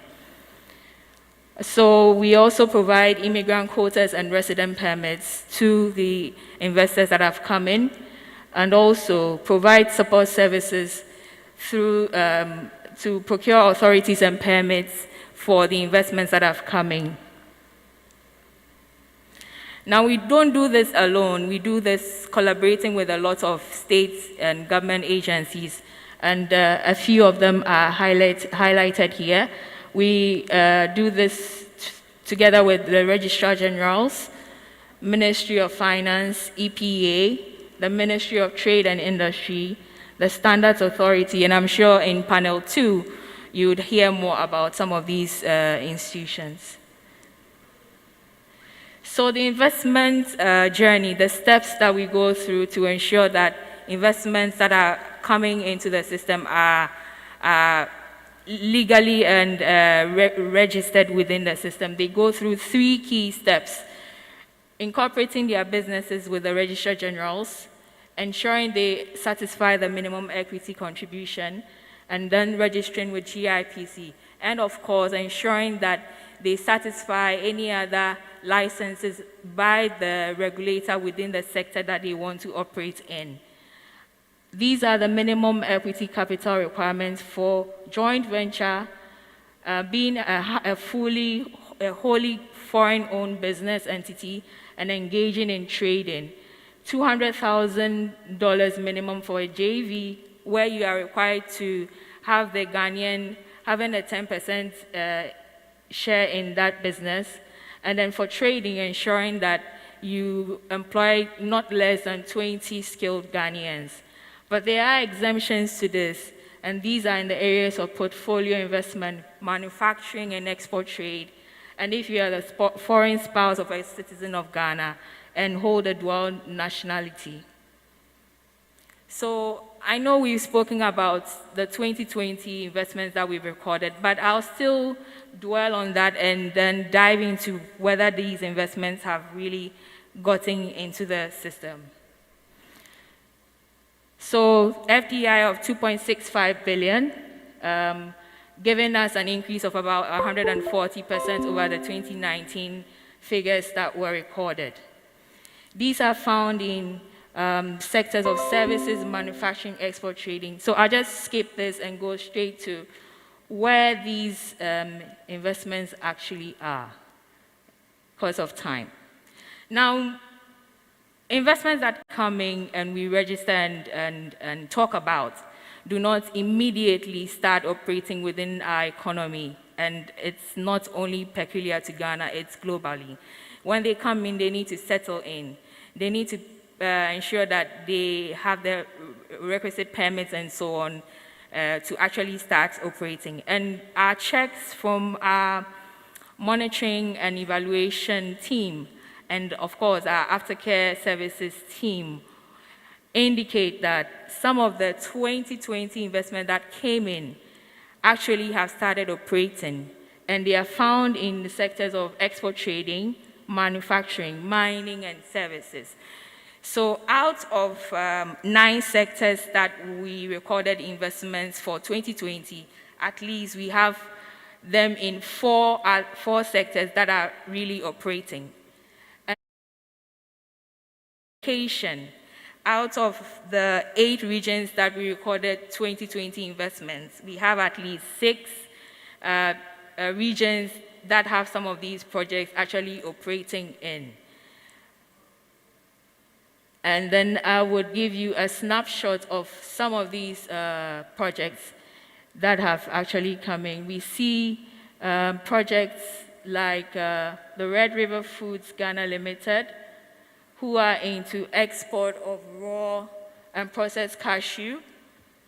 We see Central Oil Refinery, of course, and we see Toyota Chusho, who have also started operating. So indeed, the 2020 investment that came in actually have come into the system, and they are really operating within the Ghanaian economy. So they are not only in our books that they have been registered or recorded by the GIPC or by Ghana, but indeed have actually come into the economy and are making the necessary, are taking the necessary steps to ensure that we benefit from being the host country to some of these investments.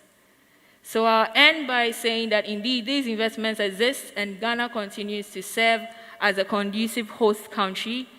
GIPC, together with our collaborating bodies, support and facilitate their investment journey for them to become fully operational, expand and diversify for our mutual benefit. We also provide the needed aftercare services for their retention within the Ghanaian economy. Thank you for your attention.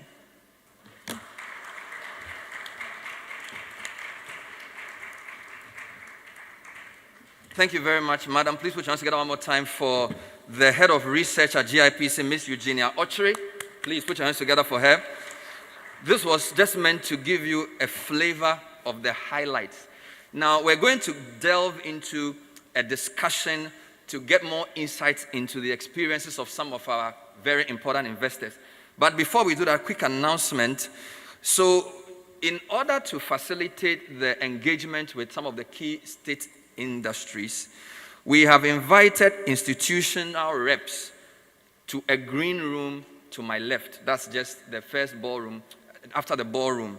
Now, if you have a pressing need to speak to any of them as an investor, you can slip out to have a chat with them. Some of those will be on the second panel, so I will be questioning them and you can question them as well. But if you have a special need, they will be here till the end of the program.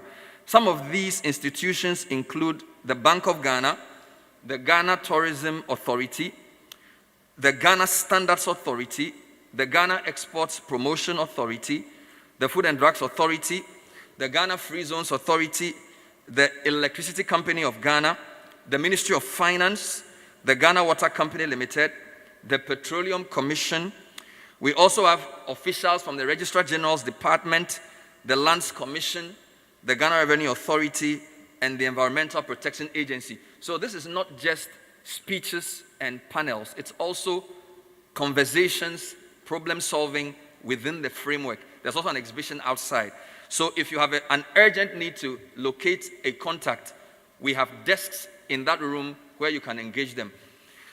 We now want to turn our attention to a conversation to give us more insights into how this investment journey in Ghana has been. And to lead this conversation is a very important personality. We will introduce her right next.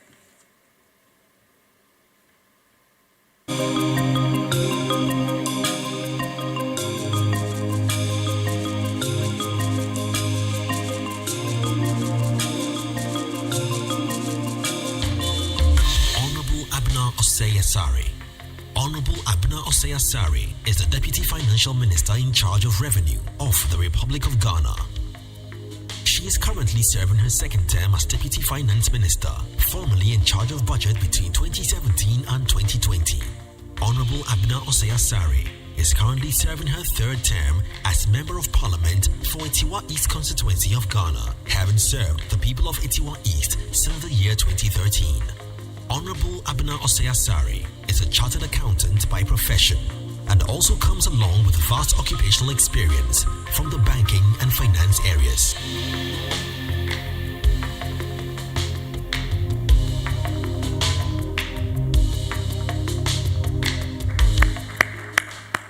Please put your hands together to receive our moderator for the first panel discussion. Please, it's a long one. Put your hands together one more time.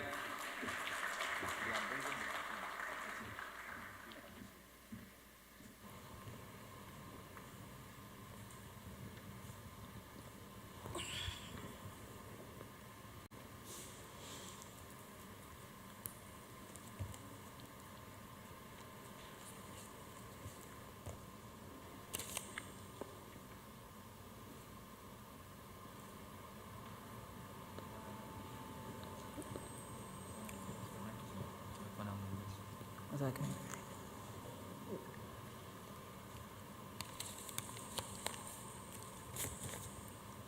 Good afternoon, ladies and gentlemen. I just want to stand on the existing protocols and proceed from where we left off in the morning. As has been outlined earlier today, to fully realize the potential of foreign direct investments in Ghana, the critical task of following up and assisting with their onboarding must be attended to. We were told this morning that Ghana has reported close to about 830 million of foreign direct investments in the first half of the year, and which is being translated into about 122 projects across the country. And this is going to boost our economic development. In 2022, we were also told of a fair share of an inbound investment of close to 2.6 billion. And that also created about 27,000 jobs.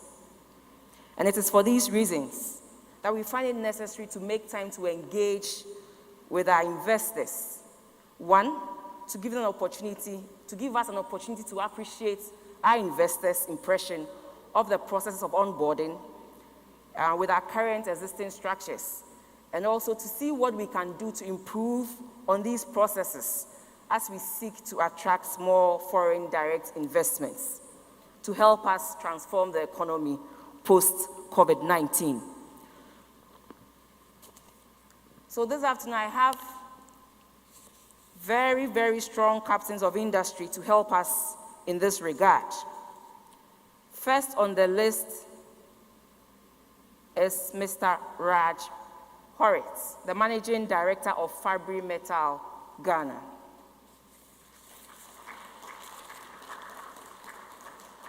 Fabry Metal Ghana Limited was registered with Gipc in 2017 to manufacture steel, rebars, and other steel products.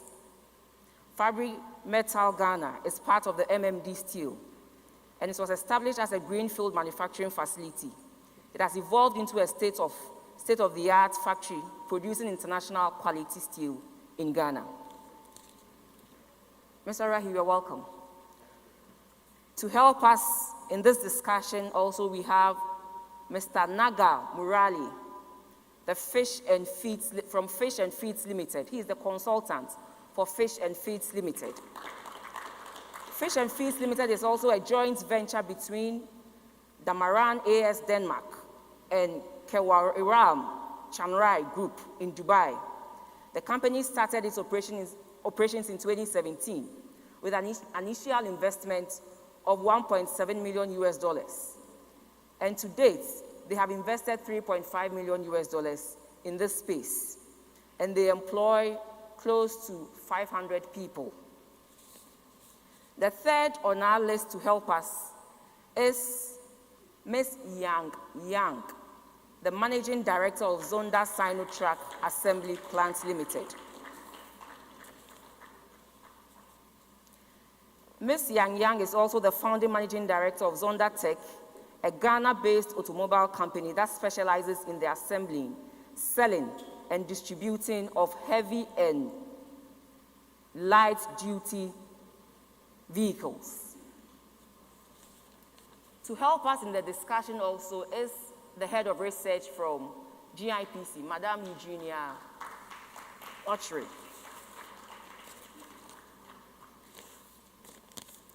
Panelists, you are welcome to this all-important discussion.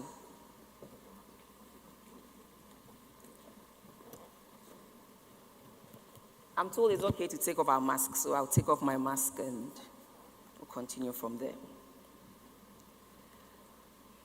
One may ask, there are several destinations, but why Ghana? Mr. Rohi, maybe you can start with, why Ghana? There are several destinations, but why Ghana? Why did you choose to invest in Ghana? Thank you, Madam. Thanks for kickstarting the discussion in such an interesting manner. And a very good afternoon to ladies and gentlemen and honorable guests. To answer this question or to kickstart this discussion, I would give a bit of a brief that I have been in part of this continent for last 21 years and have traveled to more than 25 African countries multiple times for business. Ghana is unique in its own ways. As an investor, and more so in our manufacturing sector, a large-scale manufacturing sector, steel industry, the first component and first box which any investor would like to tick would be the political stability. Ghana provides it in abundance with a very firm platform, base of stability and faith in democracy. I think we are in 21st century, and when we talk of the faith of the entire country, the processes and the structure in democracy that inspires confidence and comfort to business operators, economic operators across the globe. Secondly, I would say, for me, secondly would be definitely the structure of the economy. Ghana has been on the path of a liberalized economy, and that allows you to bring in your skills, your competencies, and operate on a level playing field. So I think that is a definite add-on or a competitive advantage, if you may call it, or a differentiator. The third thing for me would be, obviously we have dwelled on that, the geographical advantage which Ghana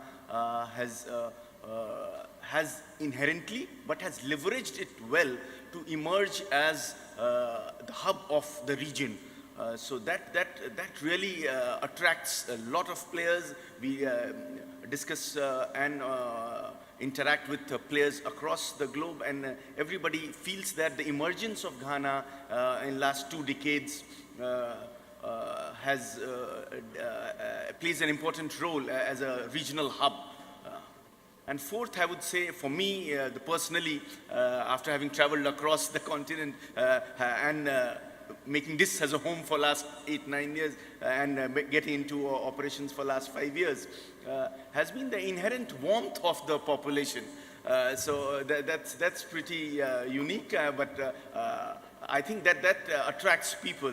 The comfort they provide, the entire, and you become a Ghanaian right away. So I thank the population at large and the leadership definitely to ensure that the investors get attracted, and people like us who have traveled across the continent find so much of comfort and growth prospects in the country. Thank you. Thank you very much, Mr. Raj. Political stability, structure of the economy, the geographical advantage, and the warmth of our people. Mr. Morali, do you share the same view, or you have a different view of why you chose to invest up to date $3.5 million in Ghana? Good afternoon, everybody. Thanks for giving me this opportunity. Madam, like as I said, we are into fisheries sector. And for me, it is almost all 15 years in Africa, and this is my 13th year in Ghana. And I can't express the love what I have for Ghana. And as I said, as an investor, if anybody comes to a country to invest, first of all, the reception what you get, the feel what you get of a country is in the airport. The way the people receive you, the way the people treat you. So my first 100% marks goes to the airport authorities, who receives us with a warm welcome, without any uncomfort. So there itself I said, yes, this is the country where I need to invest. And then it comes to the public, the friendliness and also the acceptance. Like, we have to feel that safety. I also much comfortable with that, friendliness from the people. Then when it comes to the trouble and security issues, usually have been in other West African countries also before coming to Ghana. If there is a case of armed robbery, some people, they switch off their phones. You can't call. But in Ghana, I have seen the police, they try to attack and they try to solve the issue. This type of bravery is not seen in other African countries. And in each and every aspect, and finally looking into my business, which is into fish, the staple food of Ghana is banku and tilapia. So definitely they eat tilapia. So this secures my business. So I said, this is the country where I need to invest, because tilapia business will never have a downfall when it is the staple food of Ghana. Thank you. Thank you very much. So for you, the market exists for your products, the security, and today we've all been told that investment starts right from the airports, because he said that the first field of anything for any country at all is your airports. So our investment starts right from the airports. When we put proper measures and policies in place such that people feel welcome and the impressions we leave with them may want them to invest in our country. Thank you very much. Madam, Can you tell us your impressions? Why Ghana? Okay. Good afternoon, everyone. First, I was so worried about my English, but when I see my two Indian brothers, I feel so relaxed now. Sorry, joke. Why I came to Ghana? You know, in China, we believe in incarnation, right? I believe it's our destiny. Before I came to Ghana, I never had any work experience in any other country, including China. Right after I graduated from university, I came to Ghana. You know, I was studying journalism in China. Then later, I was also chosen to go to US to do my internship. Then the two systems crashed. I feel lost. I don't know what to do. And at that time, I feel my situation was the worst. I said, okay, let me choose another country to stay. Then I came to Ghana. Oh, wow. Then when I came to Ghana, I quickly fell in love with this country. I thought maybe my last generation, I was from Ghana. So I was a poor student at that time.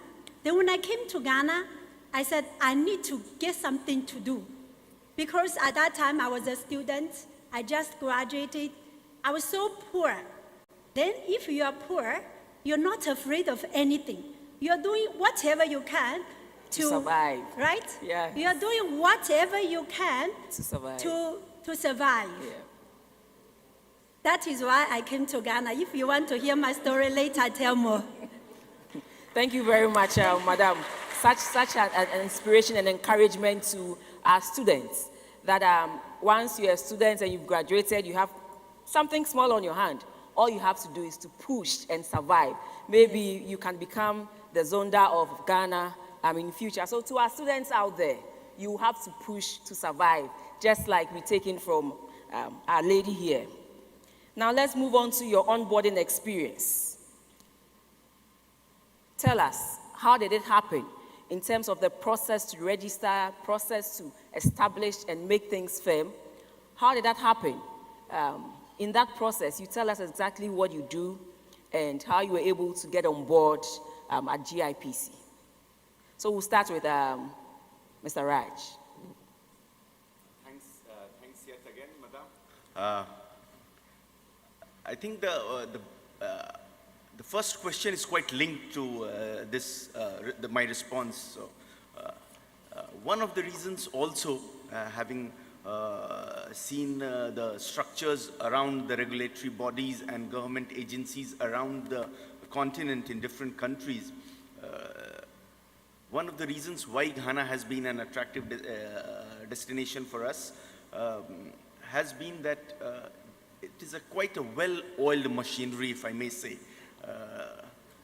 There is a structure which is there, which strives to create an enabling environment conducive for startups, so that index of ease of setting up and the entry barriers, which you will feel in a lot of our sub-Saharan economies, is a lot less here. I don't know whether this platform is the place to comparative numbers, but registering an organization in the first, when I was registered in first 5 years of this 2021, 2000, first 5 years of that decade, in some of the Central African economies, it took me a year to register an organization. Wow. But in Ghana, how long did it take you to go through the process? And when you come here, the process has been rather seamless. So that's once you have gone through such experiences, you definitely find this very exciting and ready to go. So lower entry barriers, very high ease of setting up the business. And one thing I would like to highlight it here, one experience definitely, a personal experience, that there is a willingness to go beyond your desk or your bureau or office and lend a helping hand to a new player. So I would just give an example that as a new steel manufacturing investor in 2017, we were talking to Free Zone Board and GIPC, but then we did not know how to go ahead and get the EPA. We never knew the EPA existed also as new investors. But then, and I've seen it in other economies, that's where the difference I would like to highlight, that in other economies, the guy would tell me that there is a office there, please go and talk to there, get that certificate, then we move to the next step. That will be a simple response across the regulatory agencies. But here the environment was such that the director called up the director there that we have an investor there, when can I set up a meeting with you? And then it was facilitated. So I would say that creating an enabling conducive environment is a big yes, a big positive for our experiences. But again, as we were talking earlier in the morning, not to rest on our laurels, others are catching up too. So our experience was mainly of the first part of the century, but today we are in 2021, so others have really pulled up their socks. A lot of neighboring countries have pulled up their socks, and we really need to continue the baton, passing the baton to the new agencies and continue to do the good work on a more effective way. Yeah, thank you. Thank you. Thank you for that. He says that it's the enabling environment, not just the enabling environment, but going the extra mile as well. And for Ghana, that's our trump card. We go the extra mile in helping in the onboarding process. Mr. Muriel, do you also feel, the same way about Mr. Raj's comments on your onboarding process? I have also similar experience like that. When I came to Ghana first time in 2008, and like Fish and Feeds is the 4th project which I'm doing in Ghana so far. And all the 4 companies or 4 projects whichever I did, all are GIPC registered. And as far as I remember, the first project is Triton Aquaculture Africa Limited. And I myself went to the Registrar General Office. I registered the company. I did not take any agent. It was very easy and very cooperative. And then I went to GIPC, and they assigned an employee by name Patrick. And very soon we became like brothers, Patrick and myself. And now Patrick is in Canada. He's not with GIPC. So like either with EPA or Department of Fisheries, everybody welcomed me as a family member. I don't know, the love which I received from them, they owned me like a family person. Everywhere it was very easy for me. And if it is the Fish and Feeds project, I think within 3 months on ground, we got all the clearances and we started production also. Wow. So very fast. Within 45 days, EPA has cleared our project. And we got all the permits in less than 3 months. We started December 27 of 2017, and by March 1st, 2018, we are done with all. So that's the speed. I may be lucky enough, but I was never denied by any government agency, and I'm very much grateful for every government agency for clearing me so fast. Well, that's great, but I don't think it's luck, but it's the structure that have been put in place. And like Raj advised us, other countries are trying to catch up. So we will have to consolidate what we have now and make sure that we make the system robust and even produce results in less than the 3 months that you spoke about to encourage more investors to come in. Ms. Yang, tell us. Yes, your onboarding process. How did it go? We want to hear first-hand information from the investors themselves. Okay. Actually, I already told you I started from nothing. So at that time, I saw this opportunity. Ghana, you need a lot of oil tankers. But if we're doing trading, we need to invest at that time $300,000. But I didn't have money. Then I went to GIPC to talk to them. The people inside, they're so helpful. They were telling me, okay, I was telling them my reality. I said, I'm so poor, but I have this idea. I want to bring the tankers to Ghana. Then they said, okay, now, why my company name is Zonda Tech. Tech means technology, IT, right? You can register like this. Please don't learn from me, okay? Then I started like investing only 50,000 cedis. Then when I bring the product, then I quickly use the document I imported, like the tankers, the vehicles, to put up at the $300,000. So I'm encouraging, if you are a young starter, you don't have enough money, you can start small, then you go to talk to GIPC people. They will help you, because I feel in Ghana, I also travel to other West African countries. Ghana, if you are really investing, they welcome you. In GIPC, they have a group of people. Now they're still my friends. They will help you through every process. Then by doing that, I grew up to today. That's Yes. wonderful. So, Yes. yes, let's give GIPC a hand Yes. of applause. But Miss Eugenia, Autry, is this information out there? What Ms. Yang is sharing with us today, is it out there so that if some investors, local investors, are really interested in vying into any projects under GIPC, they can also come into contact with GIPC and start their investments? Can you throw more light on that one for us? Yes. So before I answer your question, I would like to contribute to some of the questions you put to them. Okay. So at the GIPC, we are happy to hear that you've had good experiences. Not to say that some of the investors have enjoyed the same experiences, but we keep improving. We keep getting better. We keep facilitating to ensure that where there are challenges, they are handheld throughout the process and ensure that indeed their investments get settled in the economy. So we keep creating the awareness. If you can compare us to about 4 or 5 years ago, you would notice that GIPC is everywhere on various platforms, showing that we provide services to ensure that investments are actually brought into the system. So we have become more visible, and we are also trying to embark on regional tours to continue to create the awareness that GIPC is a first port of call for investments in the economy. So we keep improving and keep getting better. Thank you. Thank you very much. It is true we are talking about foreign direct investments, but I know GIPC also encourages domestic investments as well. And I'll encourage you to pitch some tents at the various investees.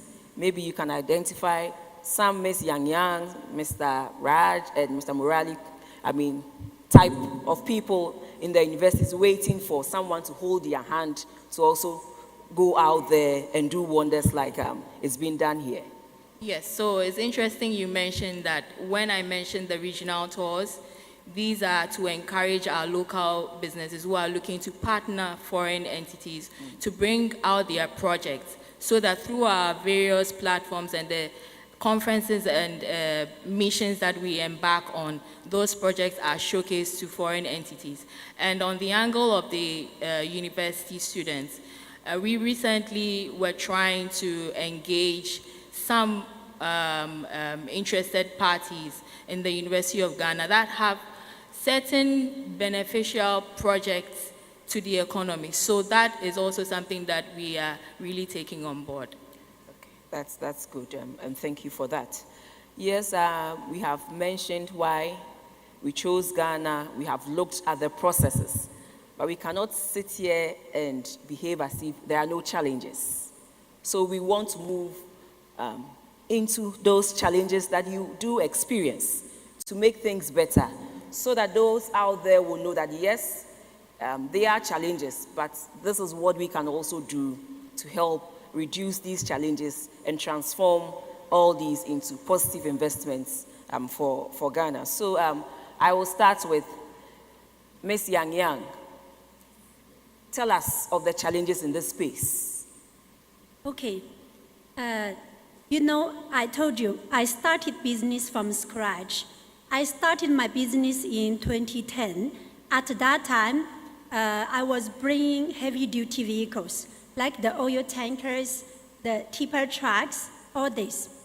Then, actually, in all along these years, I didn't feel too much challenge because, I never worked in other country. But I feel that I'm a product of Ghana. Then, now, because when I was in the university, I was a journalist. I was really interested in industrial development.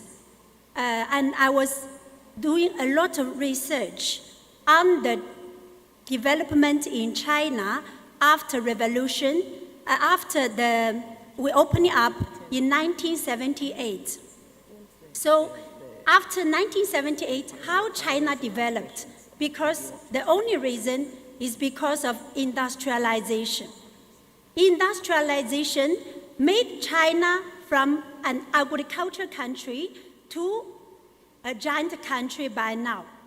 So when I was doing trading for like 8 years, I think it is time for me to do the factories.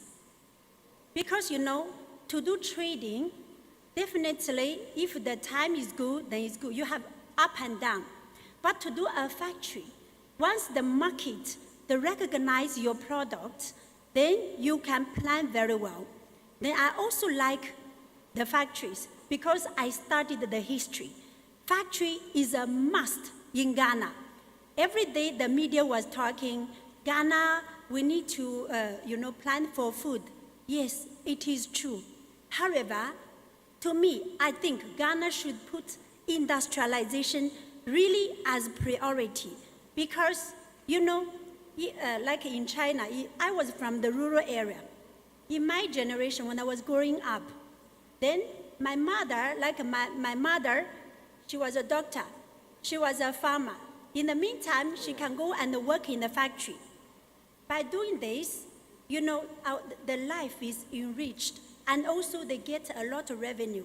And also by offering jobs. Like now, Ghana, you have so many youngsters. You have so many. If I see a youngster, I feel so happy. I really feel so happy because they are the push for the country. Yeah. Then, as for my industry, I sense that. I told you I was a journalist. What did the journalists do?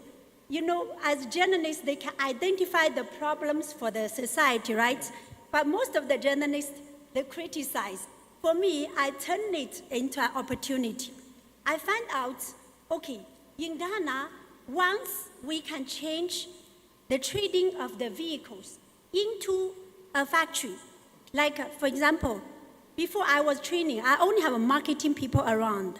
But now, I have an assembling plant. Good. I can employ more because why? I always feel grateful to Ghana. I was a product of Ghana. I was so poor when I came to Ghana. I made my fortune here. So I need to pay back. So your challenge has been... Yes, my challenge is now for us to develop the factory.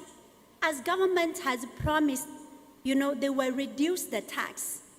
China, for the industrialization age, they lure the Western people to come to establish factory. They give them tax holidays, right? But in Ghana, now I'm still applying for it.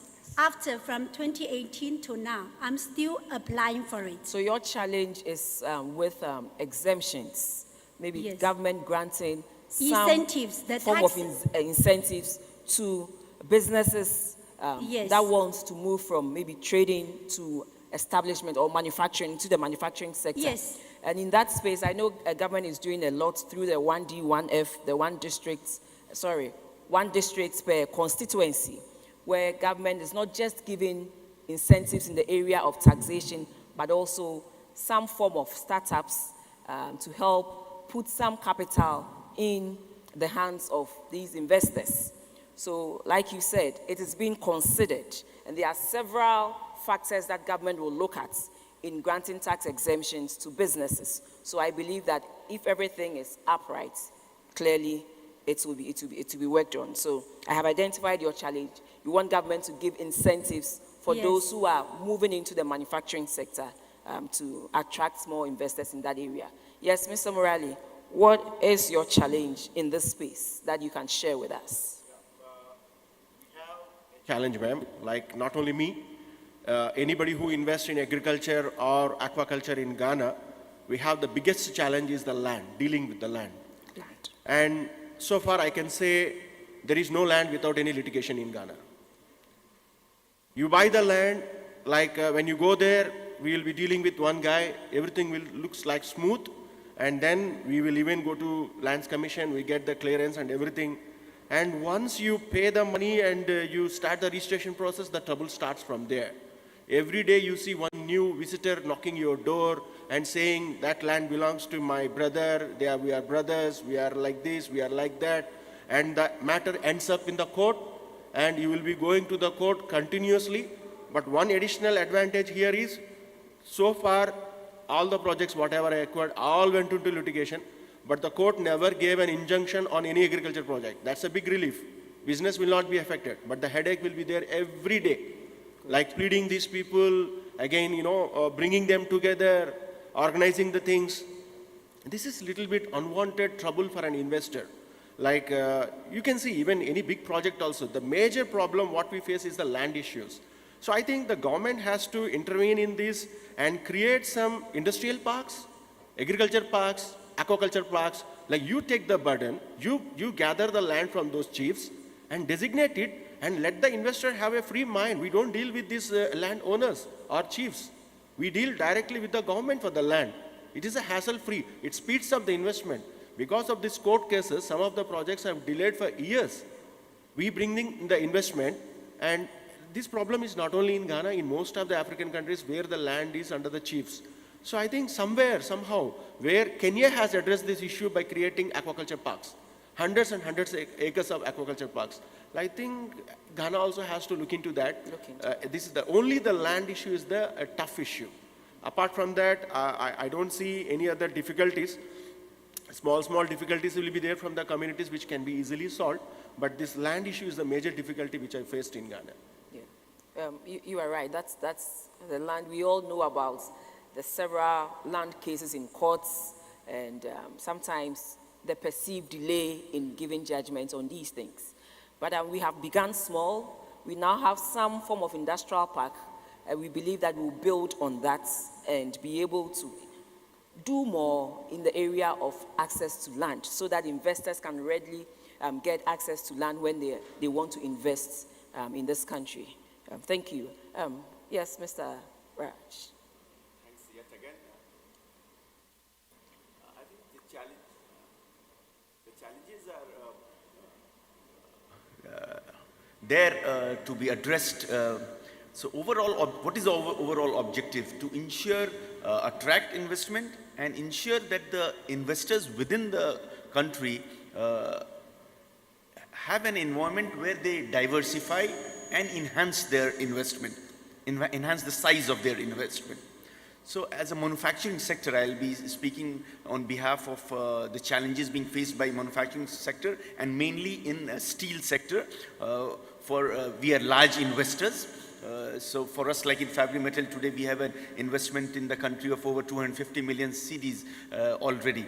So the challenges, first and foremost, manufacturing, and I would agree with my fellow speakers when she was talking about manufacturing, there has to be a special incentive for manufacturing and large manufacturing industries. There has to be an added incentive. You have to protect, nurture, and make it flower and reach to a sizable level, because manufacturing ends up competing against the imports and products manufactured across the globe. So I would say that to safeguard the nascent manufacturing industry, new players, the government has to take those few extra steps by probably putting special levies on the imported products so that we have a bit of a level playing field. subsidizing in our industry. Power is a huge issue. While and Ghana is a surplus power, we export power to others. So why not support the manufacturing with very enhanced subsidized rates, growth of infrastructure, probably continuous growth of infrastructure to support such investments. I would say that these are the key challenges being faced by large manufacturing players. Yeah, thank you. Thank you very much. Before I let GIPC come in, I'd also like to take 2 questions from the audience. Challenges, anything that you feel you can add to contribute to Spark Up today. Yes, the gentleman who just raised his hand.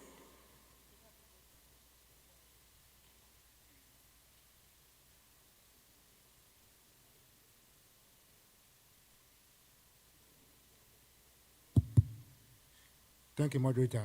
My question goes to GIPC. Yeah. You made mention of your original tour, and I want to find out, does GIPC have offices in the rest of the 15 regions? If no, what mechanisms are you putting in place to make sure that every region will have a GIPC office? And do you involve metropolitan, municipal, and district assemblies into your programs? Because when you look at local governance, they are the right people who will make people know more about GIPC. So do you involve them? And then finally, I'm looking forward that one day your name will be changed from GIPC, that Investment Promotion Center, to Investment Authority. Because we know Food and Drug Authority was first Food and Drug Board. Ghana Standard Authority was first Ghana Standard Board. And I'm looking forward that you also change your name. Thank you very much. Thank you very much. I think the lady behind, and then you can come in.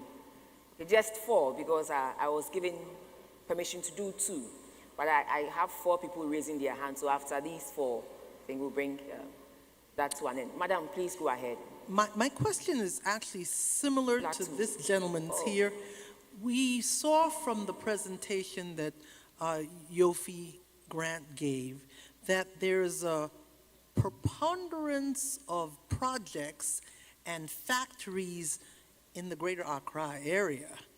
And we have so much land and places. If we want to stop people from coming down into the greater Accra area, you know, and an urban sprawl, mostly people are in shacks and kiosks trying to eke out a living, when we should really be putting factories and manufacturing and all of that into the hinterland, into the other regions of the country. I was disturbed. I don't know if anybody else was disturbed when I heard one project in, what is it, Upper West or something. I was disturbed. So I'm wondering, GIPC, are we not moving people into areas of investment, other regions of investment in the country? Thank you. Yes, the gentleman in orange, and then the lady in white. My name is Francis Ofosu-Kobia. I am a building contractor. I came from Kumasi. I am making an appeal to the information minister and the leaders. One problem that our China woman was talking about, industrialization and factories. But the banks we have in Ghana, if you are not trading, if you are not selling, you go to the bank, you tell them you are selling these chairs, tomorrow you are going to sell them, bring them money. They will not give you money. If you tell them you have a project, you have even been giving money from the client, but you need a top-up to complete the project, you come and pay the money, you not get money from the bank. So we are suffering, those of us who are not doing trading. And trading is not helping the country, because all the things we are selling, they import them. So those who want to produce, those who want to do the construction and the others, they are bringing money into the system. But the banks are not giving us money. So I'm appealing to the leaders that if they can establish a bank, we have a great bank. So I wish that one day we have a construction bank Ghana, so that when you are a contractor, you just walk straight to them, you tell them that this is your problem, they give you money to go and do the road construction. People have been giving road construction, school buildings, but they are not getting money to do. And nowadays, sometimes the government will say, start the project before you come for money. And where is the money? You go to the bank, they tell you, bring collateral. As at now, I have projects, but I don't have the money to utilize them. So that is one of my appeal. The second one is, I just love this program, but I believe I'm the only one who came from Kumasi and maybe a few others from other regions. Most of the big programs which will bring investment in Ghana, they are all done in Accra here. So those in Kumasi, Cape Coast, Takra, they will never hear this thing. It's a friend who introduced it to me. He just sent me the link, and so it's just this morning that I registered. Unfortunately, my registration couldn't get to the system. So when I got to the registration people, they told me that your name is not there, so just write them for us. So I'm just appealing to the information minister that some of these programs, even if you want to do it here, then you do a second one in the other region so that you all benefit. The last one is that sometimes the government will give money to enterprises and business owners in Ghana. I am down there, so I am speaking from the down there. Those monies, they don't get to the down. When the president released them, they hang in the air. Those of us who are in Kumasi and the other region, we don't get the monies. Always you hear in the news that, oh, the government has released these billions of dollars, but they are not getting down there. The people who get the money are not getting the money. So they are getting poorer and some are getting richer. So we need to balance the equation. Thank you. Thank you very much, our friend from Kumasi. Our lady in white. Madam, in white. Yes, you. Yes, you. Yes, you have to go there and speak. Yes. Good afternoon. My question is regards to businesses that are really not full impact businesses but operating as social enterprises. I've set up a social enterprise group, but in terms of registration, there's not a specific registration for organizations that want to run as businesses but still have an impact on the people that we work with. Is there the possibility that Gipc can work together with the Registrar Generals in order to put together a specific registration that can cover social enterprise businesses such as mine? Thank you. Thank you very much. I think we said 4, but I see 3 more hands raised up. Minister for Information, with your permission, I see 3 more hands raised up. Okay, very quick, please. Go straight to the point. Yes,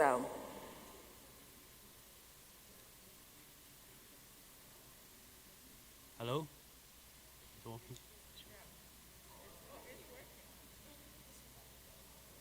Good afternoon. Okay, I'm from Tiesta. Thank you so much for inviting our company to join the conference. And for some of the questions, I want to emphasize is that because from the GIPC's presentation, we can see that we target about 2 of the major. One is about agriculture, processing. Second is about manufacturing. So for the 2 areas, now we are target, because this 2 is very important. When we are talking about the industrial, which kind of source we can provide now in Ghana?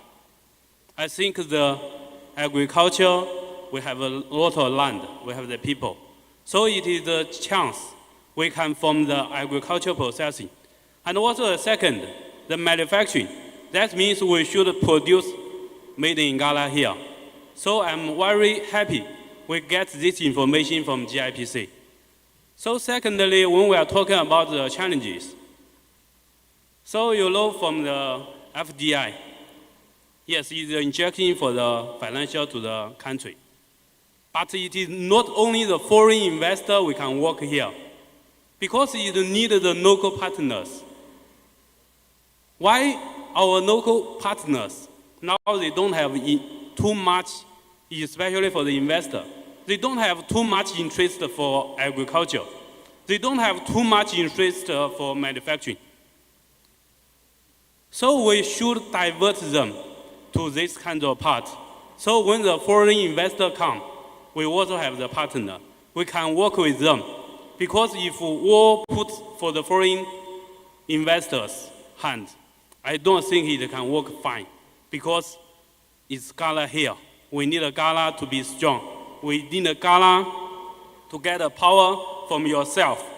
So for the next generation, we can survive. That's all. Thank you. Yes. Yes, the gentleman in white and then the one in suit, and that will end this session for the other panel 2 discussion to also come on. Yeah, thank you very much for giving me this opportunity. My this one related is with the agriculture only.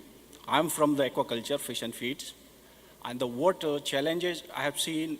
Even the CEO, he was presenting this one. So what is the FDI? The agriculture sector, only one FDI was there last time. So why it is happening? That strategy we have to see why the people, local people or investors in FDI, they are not investing in the agriculture sector. What is those challenges? Why this problem is coming? We have plenty of land here, but nobody is ready to invest. Why? Because whatever the either it is chemicals, fertilizers, whatever is required to produce that agriculture produce or aquaculture sector, those things are not available locally. If it is available, that is very costly. So need to exempt the duty on those items so our agriculture sector can come up. And most people, because suppose somebody is producing rice or maize, the per kg production cost is going more below that somebody can import from outside the country. That's why agricultural product, if you want to improve, we want to bring, and we have plenty land here in the Ghana, and nobody is touching those ones. People are afraid if we'll do, the cost of production will go, later on nobody will buy those products. So need to see the exemption on duty on the fertilizers, the chemicals, whatever other consumables used in the agriculture, aquaculture sector, those ones need to be taken care. Thank you. Yes, and the last person is a gentleman in suit, yes. Yes, thank you very much. I'm Godlavotu and I work with the UK Department for International Trade. Some data was given with regards to the FDI that was received in Ghana from the various countries. I wanted to find out if this information is disaggregated in terms of the specific organizations, and if that information is available, how do we access it? Thank you. Sorry, I didn't get the last bit of your question. I wanted to find out if the information with regards to the FDI from the various countries is available in a disaggregated form. I.e., for example, which organizations came in, how much investment they made, and what specific sectors. If that disaggregated form of the information is available. Those information are readily available. How do we access them? Yes, to GIPC. Yes, through GIPC. Yes. So, GIPC, would you like to answer those questions, and then I'll round it up? Yes, I would attempt, and I'll start with the last one. Information on the various investments are available on request. So you can send in a request to the GIPC indicating what you actually need in terms of the years, countries, and so on. We would be able to provide that information.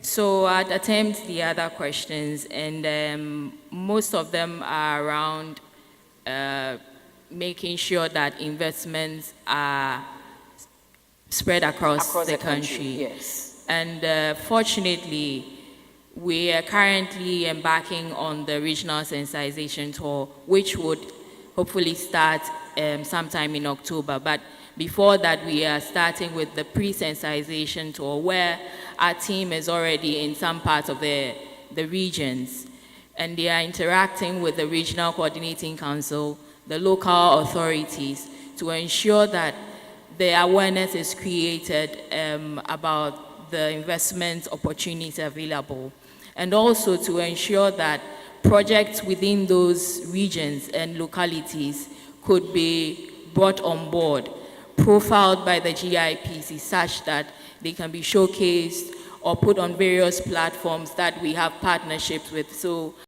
we have some partnerships that are going on with international bodies such as the UNIDO, where projects from various regions will be showcased to ensure that we don't only keep projects or register projects in Accra, but spread across the country. And with the support of government policies providing incentives across the regions, that would support some of these initiatives that the GIPC is embarking on.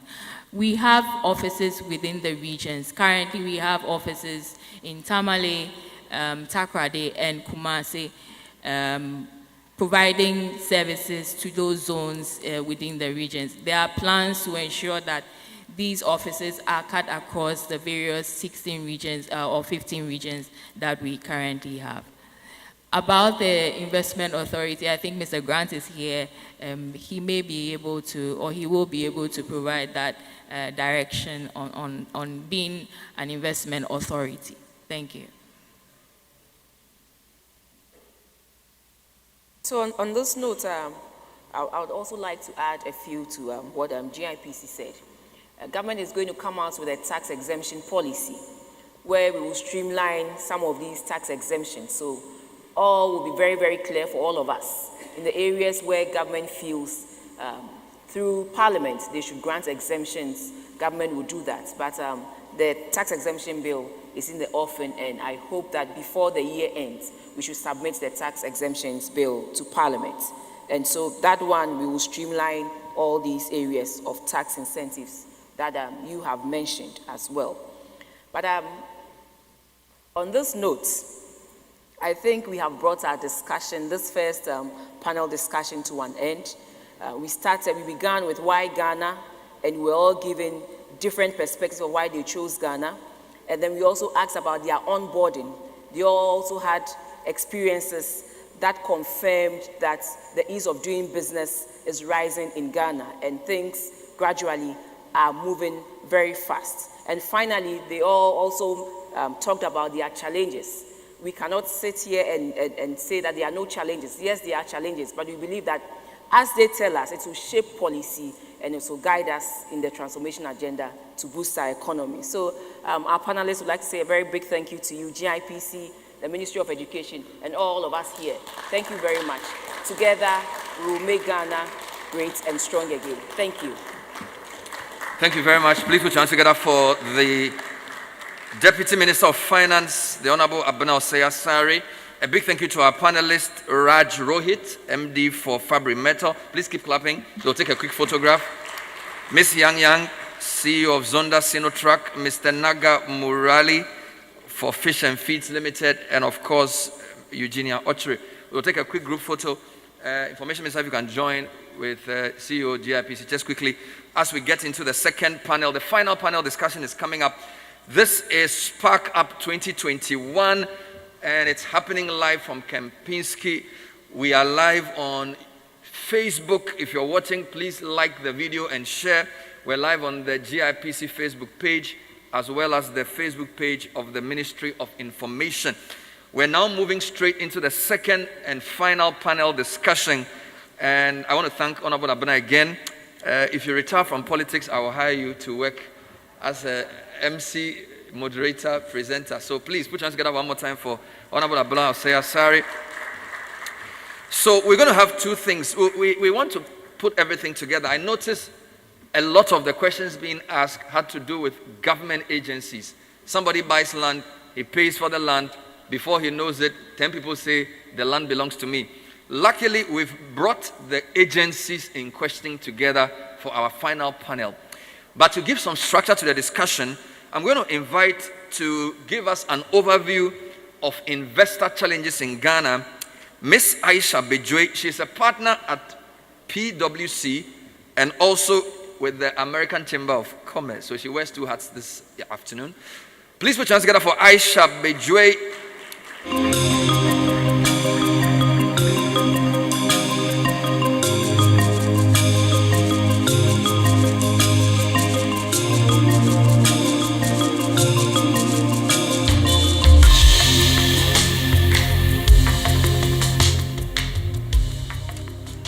afternoon, everybody, and it's a pleasure to be here. Good afternoon, and a special hello and thank you to the Minister of Information and the CEO of Gipc, Mr. Yofi Grant. It's a pleasure. I'm happy to give these few brief comments, as Bernard mentioned, in my role as a partner at PwC, the head of tax, and also president of the American Chamber of Commerce. And so I'm going to start off by talking about trust. Recently, the Edelman Barometer did a survey in the world to establish the level of trust that individuals have in relation to government, organizations, businesses, NGOs, and journalists. And the findings were that the level of trust has dropped largely and significantly. And especially in the world's two biggest economies, the US and China, the level of trust has dropped by 40% and 30% specifically. Now, a big contributing factor is the current pandemic, which has raised many latent issues to the surface. And so looking at that from a Ghanaian perspective, if large investor economies don't have trust in their own systems, their own government, businesses, NGOs, and so on, how can they have trust in us as an economy? So the onus is on us to work extra hard to prove that we are trustworthy, to prove that our systems work, and to create that enabling environment to attract the FDI that we want into the country and to help them to stay and have longevity in their businesses. So once again, there are some challenges that we have identified, like I said, from a PwC perspective and from an American Chamber of Commerce perspective. And I'll just give some general highlights before the panel discusses them into detail. So some of the issues that investors generally face are the fact that they don't have any trust in the sanctity of contracts that they sign with our governments. So they are not sure whether these contracts will be upheld, if things will change along the way. And whether this is 100% correct or not, this is the perception. And we all know that perception goes a long way. And conversations are had in investor communities, and this impression is being multiplied and sustained. Also, there are challenges in terms of interpretation of law. So depending on who you speak to, and this goes across most of the laws in Ghana. I'm not just going to focus on the Ghana Revenue Authority or anybody else. This cuts across a lot of agencies. There's different interpretation of law. So depending on who you speak to, you'll be told something different. And this is very difficult for businesses to plan. Planning is key when you're a business owner. Also, the feeling is that the MDAs and government agencies and their staff need to take a customer service approach, and so help find solutions and not just state the problems and admire the problems. It's important to have the approach that you are helping these individuals, these businesses, find a way to succeed in our country. For many years, we've held a narrative that Ghana is a safe country, it's a peaceful country, and that is true. But that is not enough to attract investment. Safety is important, but it's not enough. Investors are willing to risk their safety if they can make a lot of money, and they'll go somewhere else. So it's up to us as a country to make sure that we can attract them, we can create that environment, and we can help them to stay. Other issues are the number of times or hours it takes to process regulatory permits, the fact that sometimes there's a duplication of efforts, and so you may have to do the same thing multiple times with different agencies. And lastly, I think what I would like to raise is the fact that there needs to be a lot more digitization. So we are grateful that the RGD, the Registrar General's Department, is actually going through that process, and it's helpful. But it would be good if all the agencies went through that process and actually harmonized their systems together, such that they're talking to each other, there's collaboration, and you don't have to go to one end to check something else and go back to somewhere else to check it again. If the systems are talking to each other, it should be possible with the click of a button to see all your records, track your progress, and come to a conclusion. Particularly in this current environment of the pandemic, digitization is key. Face-to-face meetings are not always possible, neither are they desired as well. So it's important for us to move to the times, be relevant, and create that environment that will attract FDI, make us competitive over other countries, and help FDI not only come, but also to stay. So on that note, I'll hand over back to Bernard. Thank you very much for your attention, and I wish you great deliberations. Thank you.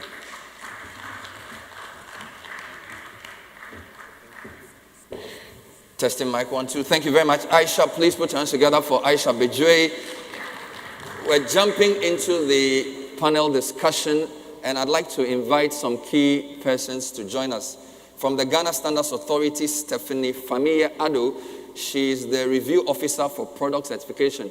Please welcome her with a round of applause. We also want to welcome to join us from the Lands Commission, Mr. Timothy Anyidoho. He's the acting regional lands officer. Where is he? Put your hands together for Mr. Anyidoho. Okay, so the question you asked about land, he's the guy you're looking for. So you sit next to me. I want you to be close. He's the acting regional lands officer. He's a big man. From the Food and Drugs Authority, Ebenezer Kofi SL, head of Food Industrial Support Services. Please put your hands together for Mr. SL. And we also have from the Ghana Revenue Authority, Deputy Commissioner for Large Taxpayers, Mr. Alfred Chumesin Tiamwa. Please welcome him with a round of applause. Now, this is a huge panel. We can't have all of them up here, but I want to invite as well from the Ministry of Finance, the head of Tax Policy Unit, Mr. Daniel Newer. Mr. Daniel Newer, where are you? Okay, please come forward. Sit next to Free Zone's CEO so we can see you clearly. Also on the panel is the Deputy Director for Investor Services Division, GIPC, Evelyn Nyakun. Evelyn, where are you? Please come forward, grab a chair, sit next to Ministry of Finance. And then, okay, clearly a case of host and win. Finally, we have from the ECG, I really wish we could have more people up here. From the ECG, the manager for energy trading is in the person of Engineer Mohammed Abdul Kadir. Wow. Brilliant stuff. So this is what I'm going to do. We have 40 minutes to end the program. We have 7 people on a panel. Luckily, we have a lot of these officials in the other room to answer questions. So I'm going to do 2 things. I'm going to give each of you 2 minutes. You're going to tell me quickly what your agency does, which addresses investor issues in terms of how you onboard them, what you do for them. In doing that as well, you will give me your quick reactions to what Aisha said. Aisha, let me remind you of what Aisha said. She spoke about sanctity of contracts. She spoke about some inconsistency in interpretation of laws. She spoke about the general lack of trust for institutions, governments, media, business, etc. And then she also spoke about the need for a one-stop shop and what the digitalization agenda would do. Those are some of the things Aisha said. So when I come to you, you're going to say, my name is whatever, quick things you do, FDA, these are the things we do for investors. And from what Aisha said, this is the most important thing you said. The way Mr. SL is laughing, I think you want to start. The way you are smiling at me through your mask. We are on TV, so I guess we can take off our masks. Yeah, just don't shout too much. So I'm going to start with Kofi SL. I've interviewed you in a long time. So give us in 1.5 minutes what you do and give me a 30-second reaction to what Aisha said. Your clock ticks now. Well, thank you very much for having me. The Food and Drugs Authority is an agency of the Ministry of Health. And we have products that we regulate. These include food, medicines, household chemical substances, medical devices, cosmetics. And we also handle blood and blood-related products. The agency responsible for clinical trials in Ghana. And we also, as far as the investment program of activities is concerned, any investor who wishes to come into Ghana to invest in any of these commodities that we regulate, our services include industrial support. And I head the food sector as far as the industrial support program is concerned. And so we help you with your setup. Fortunately, the FDA has played a very pivotal role in the Ghana's 1D1F program. And I also happen to be the coordinator for the FDA within the 1D1F program. And we've supported most of the companies as far as getting market authorization. And so we help you with the structure of your facility, the flow of your operations, things that will help you meet regulatory requirements first time. Okay. And so that we can quickly get things done as soon as possible. You know, we cannot put premium on public health. And so, as much as we want to help you, we don't also want to play on standards or the requirements that will help you meet these health. Okay, so that's generally what you do. Any reaction to what Aisha said? Well, in terms of digitalization, we have already started something that light. And very soon, you can stay in your home, apply to get a product registered with the FDA. You'll be given a time to submit your samples. That's it. You'll be there, and then you'll also be given time to come and pick your certificates. Fantastic. And so we can cut down the number of time or number of days that you come to us. You have designated officers that you'll be assigned to, who you can call from time to time to find out about the status of the registration of your product. Timelines, yes, we're working on timelines so that we can also shorten the times, the days that you will take to have your product registered. Okay. Trust, I think the FDA can be one of the institutions in Ghana You're that not we all supposed to address everything because of time. I just want you to give me which of the things you said is most relevant to your institution. This is a guide to the others. Yeah, so the digitalization is one of them. It's the big thing you're doing. Big thing for us. Later on, I'll let you elaborate on it. Thank you. Yeah. Stephanie Famia Ado, Ghana Standards Authority. What does your authority do by way of services to investors? And your quick comment on what PwC's Aisha said. At Ghana Standards Authority, we provide services in standards development. We have a library that has a lot of standards. We develop standards for locally made products, imported products, and what have you. And then we also have conformity assessment services in the areas of certification and testing and inspection. So those are the main things. Did anything PwC's Aisha said tickle your fancy at all? Yeah, on the part which is asking for digitization, I think we have something on the way.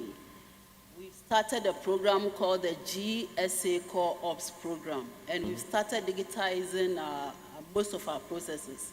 We've completed with metrology, and the others are also on the line. There's something in line. There's something in the pipeline. Okay. Mr. Timothy Anidoho, you are the Acting Regional Lands Officer for the Lands Commission. We know what you do, but tell us again. So we, the principal agency in charge of land registration and land management in the country, creature of constitution, so we have many functions that we do. We advise government also on what to do in terms of land administration in this country. I want to hop straight. As you said, everybody knows what we do to what Aisha said. Digitization is big for us. I think one of the few agencies the Vice President stepped foot in twice in 2 years to come and ensure that we are pushing this because of the importance of the land administration to investors. Under the doing business, we have collaborated with the Ministry of Trade, started an online service. So we, in terms of digitalization, have taken a big step forward. Now you can at least do your service of search online. We have an online, www.onlineserviceslc.gov.gh. That is one that serves the public. So now investors can, from their locations, once they have a site plan, be able to do a search and then give us, get the results emailed to them. That also ties into Aisha's issue of trust.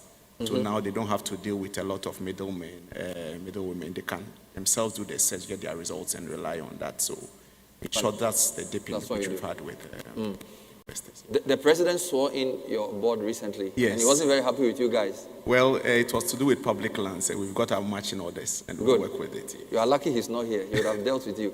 I want to deal with input before I come to output. So FDA, GSA, Lands Commission. Let me go to ECG, then I'll come to finance and GRA, because they have to work before they pay tax.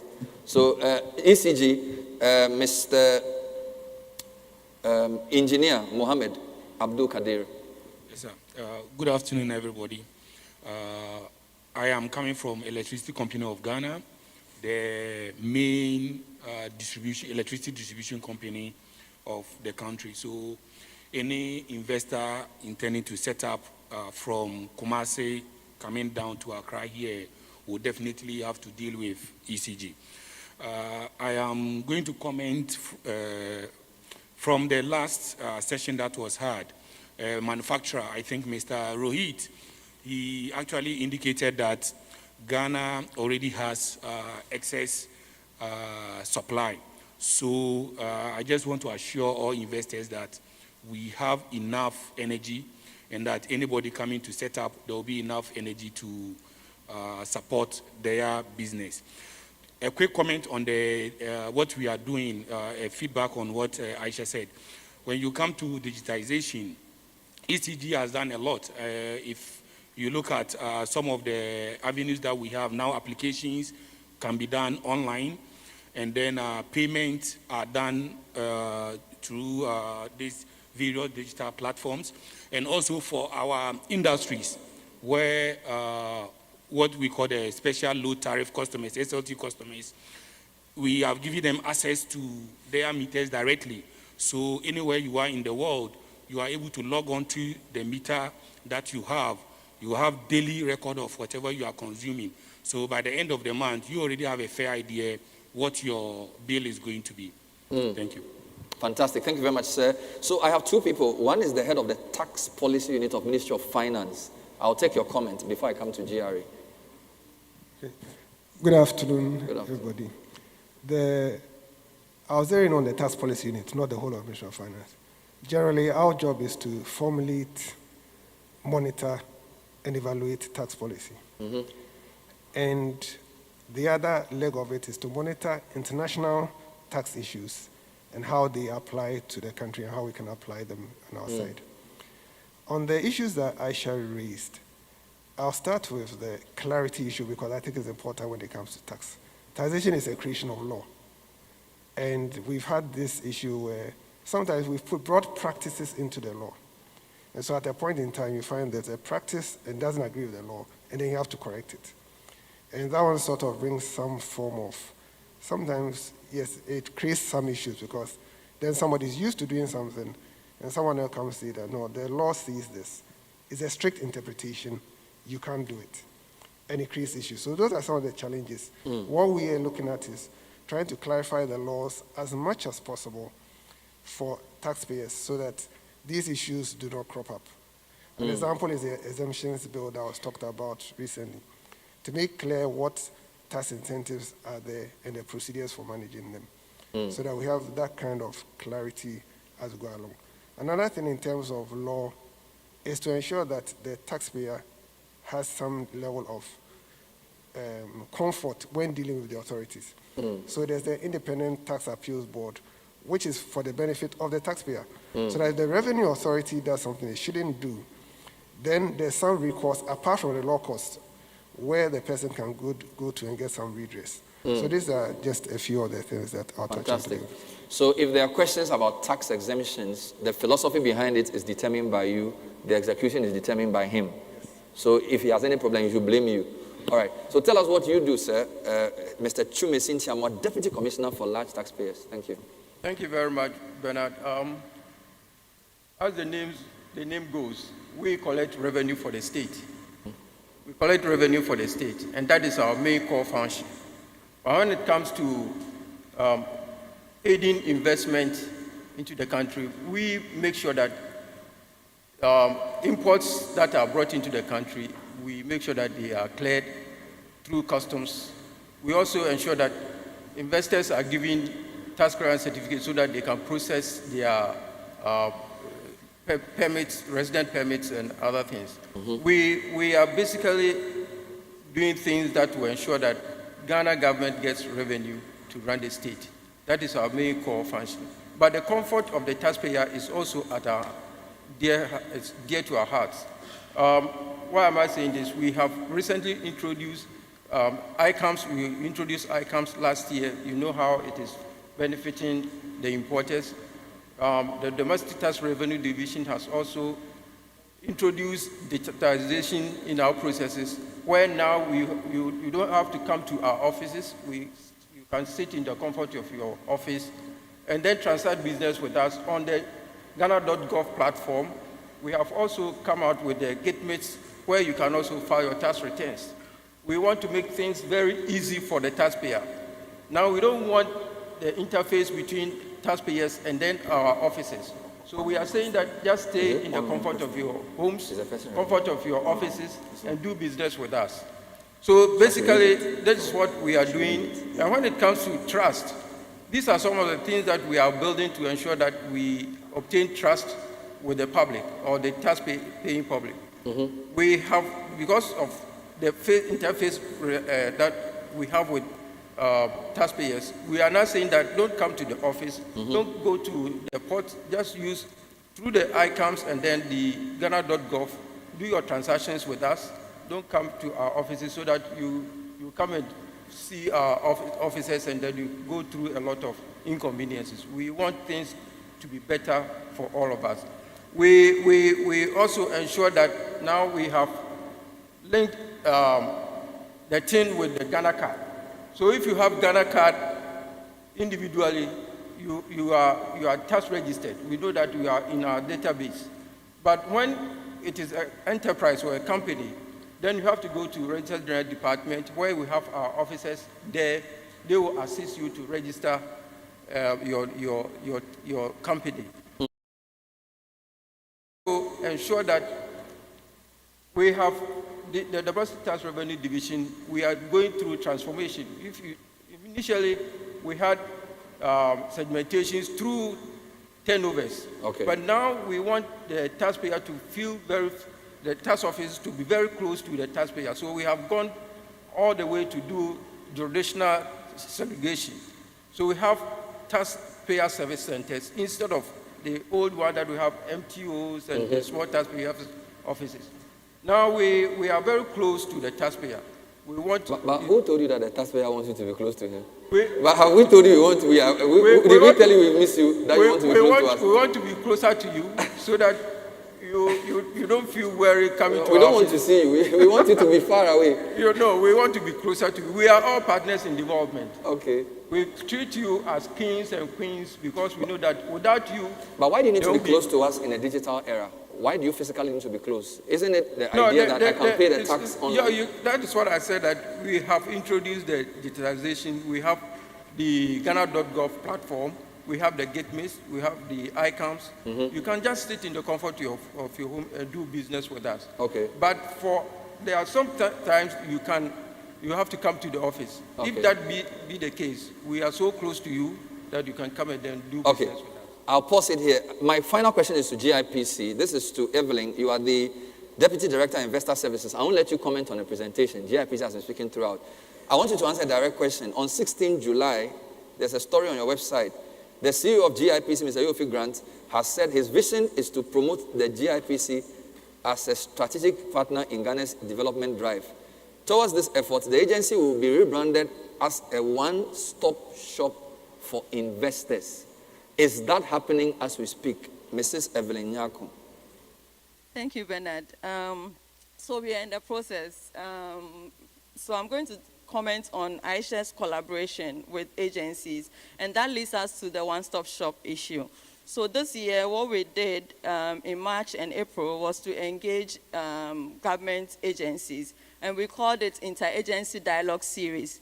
And in that series, we have engaged about 10 agencies already to understand their processes, their requirements, share information on investment, and the need to facilitate investment. And out of that, we have gathered a lot of information of which we are going to use to ensure the one-stop shop works for us. And it is the main reason why we have also created a breakout section right now for agencies to be there to address issues. So we are working towards that. Yofi, you said this in July 2020. That's 16th July. Today is September 2021. So please give him a mic. I want to hear his voice. Yofi Grant. Because from the questions I heard, it appears people are frustrated with having to do with multiple agencies. One-stop shop is a brilliant idea. Can you flesh out a bit of what Evelyn said? Yes, Evelyn is very right.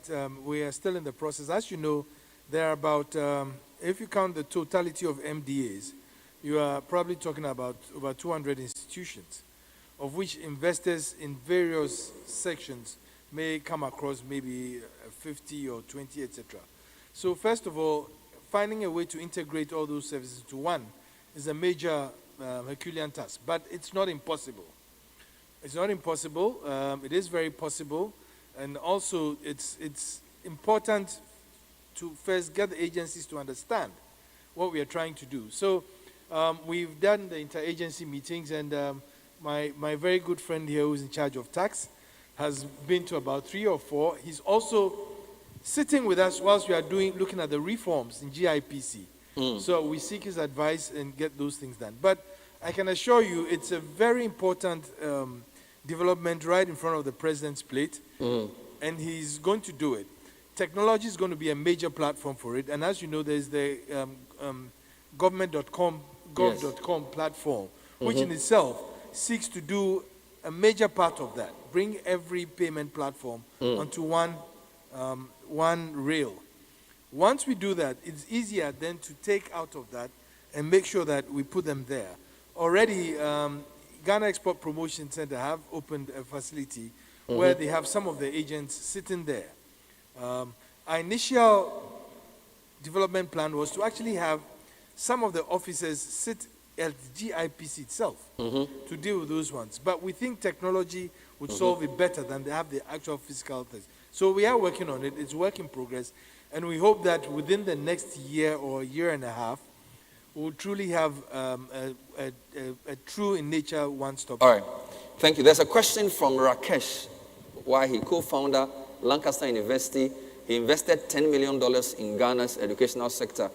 His question is to GIPC, but I suspect Finance Ministry can also address it. We need help for VAT exemptions as an education institution. We pay VAT for all our vendors, but we can't charge students VAT. This is a big issue for all private universities. How can this be addressed? Who's answering? So maybe let's policy tax from Finance Ministry and then GIPC will add. So Mr. Nue, VAT on educational materials affecting universities. There are some exemptions on some educational materials. And I think I get where the problem is coming from. Because there's no output VAT on education, because there's no VAT on education, they cannot claim the VAT in terms of input that they are charged. And so it becomes a cost. Basically, that's the general. And it's quite a dicey issue in the sense that there are several factors things that it throws out. Is it making education more expensive in terms of that? And let's know that it cuts across all educational institutions. It's not just anything. So when you're looking at exemptions, then you need to look at that aspect of it. Because if we want to, the reverse will be put a VAT on education, on school fees and other things, in order that the person can claim the VAT, which means school fees will go up. But do we want school fees to go up? That's the question that we need to. So there's a policy question that needs more than just the simple way we are looking at it. Fantastic. Yes. Yofi, education is one of the big places Ghana is competitive. There are lots of Francophone people coming here. East Legon is an educational enclave. Would you recommend that inputs for education be made VAT-free so that school fees will not be too expensive? Well, it's a consideration. I dare say it is definitely a consideration. But you need to balance it in a way, because the state is also looking for money. And the fact that you want education to grow then doesn't mean that you should remove all taxes. As Yang said in the previous panel, I mean, every country comes up with a strategy to grow a certain sector of the economy. And I remember, she's right, I remember reading through the history of reform in China.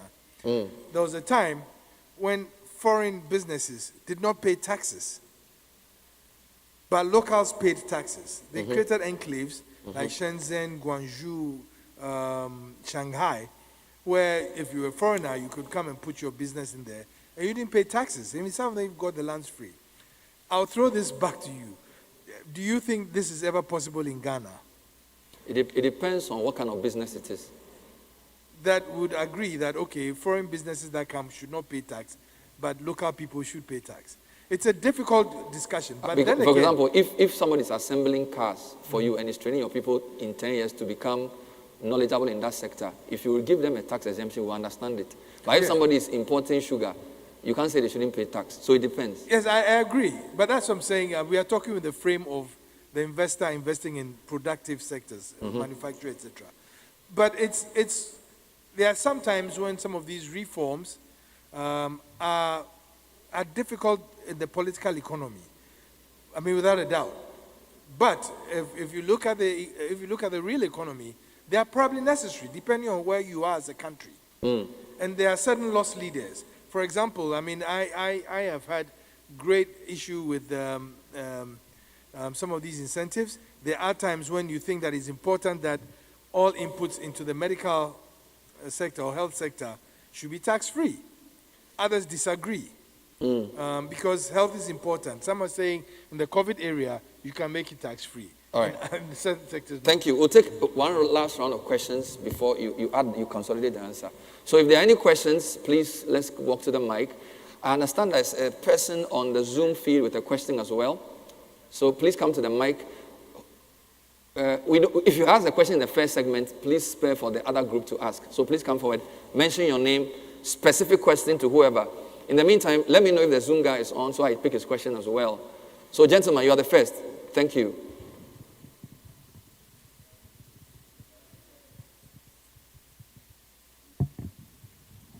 And please make it one question per person. Thank you.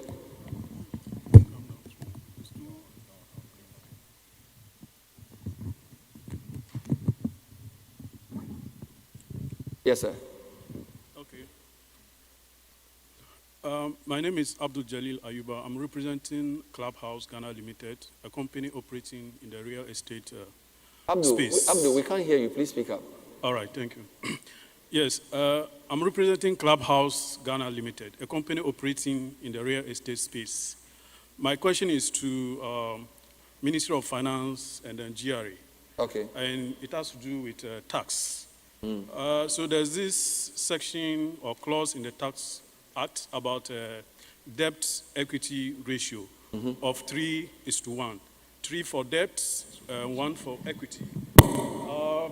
It creates problem for the investor because if you ask the investors, many of them bring in the inflows from loans in their country because here is cost of capital or borrowing cost is very high. So if the investor brings in, let's say, 100 million or whatever that we are looking for, and all we could do through our laws is to tell the investor that, look, you have exceeded this ratio, and for that matter, interest charge on these loans are disallowed. I think the government need to do something. The GIPC need to push something on this. Okay. The second point. No, it's okay. No, it's just a follow-up. Okay. So there's also something the GRA is pushing through our truths as investors, that from October or so, expenses procured from from entities that are not registered with VAT will be disallowed for tax purposes. And I mean, this is what's the name? A stab in the back of other government agencies like the Ministry of Trade, which is trying to raise SMEs. We procure services and goods from SMEs, people dealing in, let's say, Tiro, artisans, etc., to fix our properties. I'm in the real estate sector. So if I can procure these services from the SMEs and the GRA comes in to say that, look, because we didn't procure them from VAT-registered entities, we are disallowing them. Then I think there's something wrong. All right, thank you. That has to be fixed. So I think the question is, the answer, you know who to address. Thank you. Yeah. Thank you very much. My name is Michael Elon. I'm from Dishrak Company Limited. We operate in the FMG space. My question is to the FDA and then the Ghana Standards Authority. Okay. One of the key parameters that was mentioned for attracting investors to Ghana is the access to the over 370 million market in the West Africa sub-region. Based on that, I want to know if our form of authorization, that's both FDA and then the Ghana standards, has any liaison between Ghana and some of the West African sub-region countries that trade can easily be transmitted to. Specifically, for example, if we have our products being certified here by FDA and then standards boards here in Ghana, I want to export those same products to, let's say, Nigeria, Benin, or Togo, is there any facilitation by FDA with, let's say, NAFDAC in Nigeria or other authorization agencies in those West African countries that could help in the transition period? And thank you. That's a great question. Thank you, so Michael. much. Next question, please. Thank you. My name is Peter Odom. I have a small charity organization, Panafa Foundation, to mitigate unemployment. My first question. No, you have one question, so you don't have a first. Please, it's very important. No, everybody's so question is important. We don't have time. You're even wasting time. Please be fast.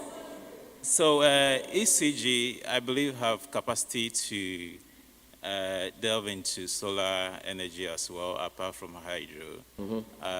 I want to know, because of the power outages going on, if they can as well have the solar, invest into solar energy to supplement the one they have, to keep our industries running. Thank you for your question. Please kindly allow me for the next one. To the Ministry of Finance, we have very small minimum wages, and it's making it difficult for people to live decent lives. For instance, looking at our housing system, where we have so much slums, all over the country, even within the capital city.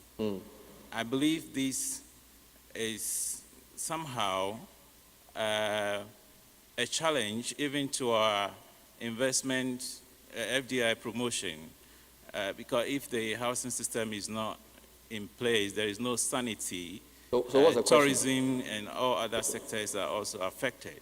So what are they doing? People are not able to afford decent homes. What are they doing to raise the minimum wages? Ministry of Finance. Yes, to uplift, people to live a good life, decent lives. All right, thank you. Homes are built and people cannot afford. So thank you, investors in the housing sector cannot even operate. As this forum is going your question on, is clear. Thank you. There isn't much information as to who is investing in the housing sector. Sorry for that. No, I understand the question. I think it's clear. Thank you. So, final answer. Thank you. Okay, thank you, Bernard. My name is Ben Akamensa, Guarantee Trust Bank. I'm a bit curious. I want to find out from Gipc whether they have a database of investors, foreign investors, looking for local partners and vice versa. I want to find out. Fantastic. So we'll end it here. 4 big questions. Thank you. FDA, do that one quickly. GSA standardization.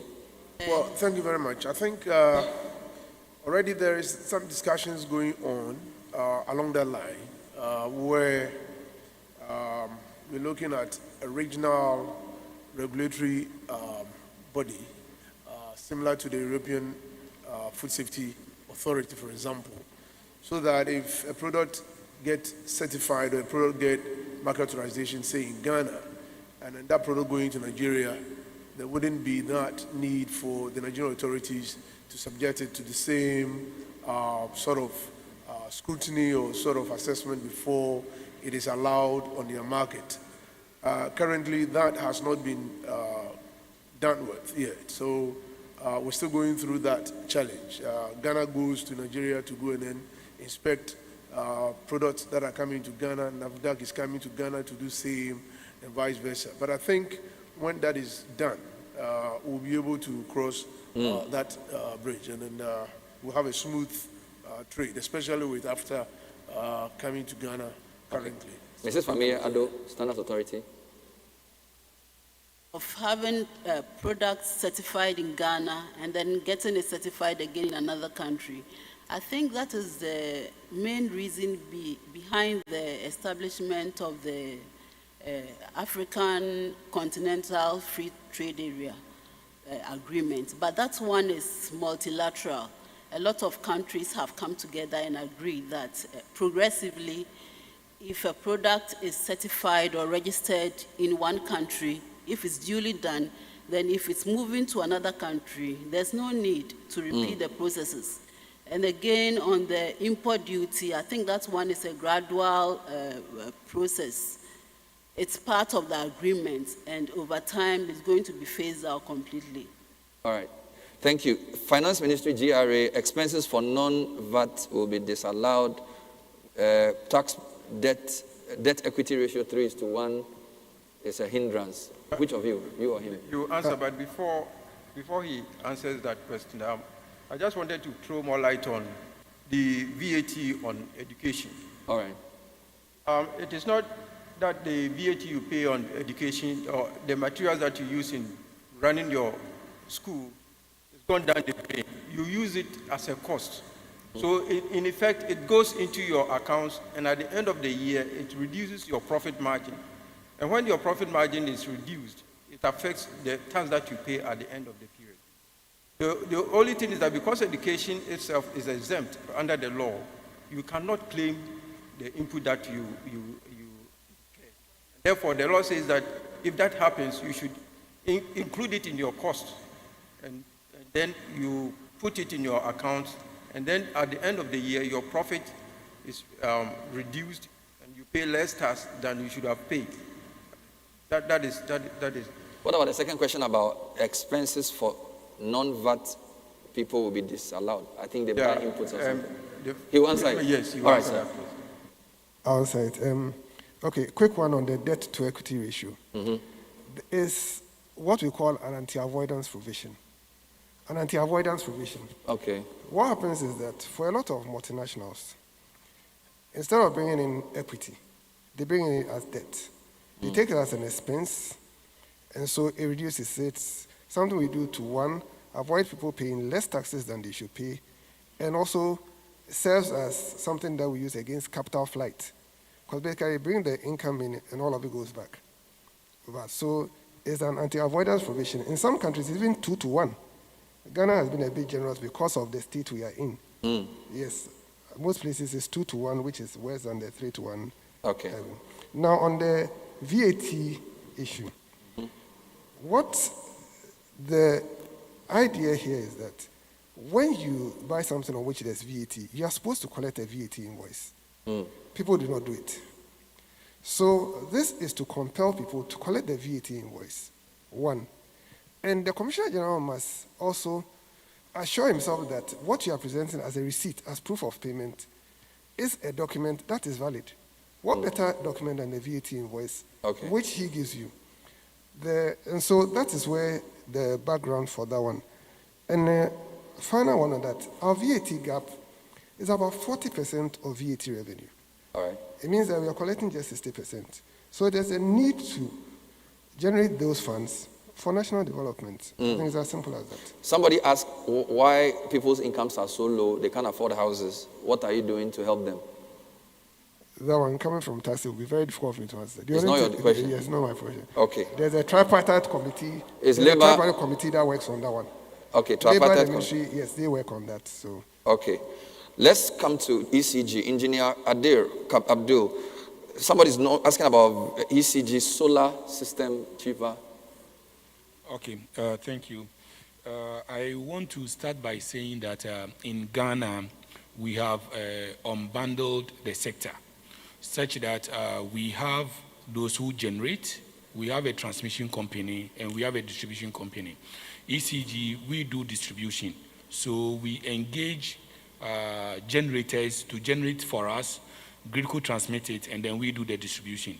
And I can tell him that already, we already have solar plants that are generating into the grid, complementing whatever we get from the hydro that was mentioned, and then the thermal plants that are fired by natural gas.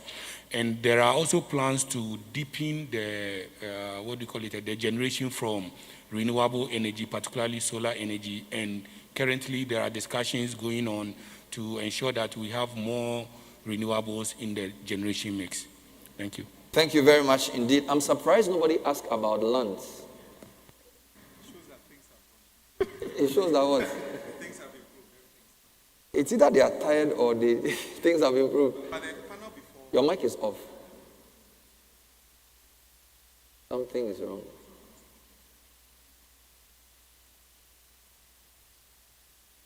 Oh, yeah. Well, the panel before, somebody made a comment about the difficulty Yes. with acquiring land. And the advice is when investors often come into the country, there's a temptation to go see something somewhere and start dealing directly with the people without seeking the right professional advice or contacting the Lands Commission. So the free zones, I'm happy the free zones chief executive is here as an example of something good that we did in this country where free zones are quiet and it's an enclave where you can go.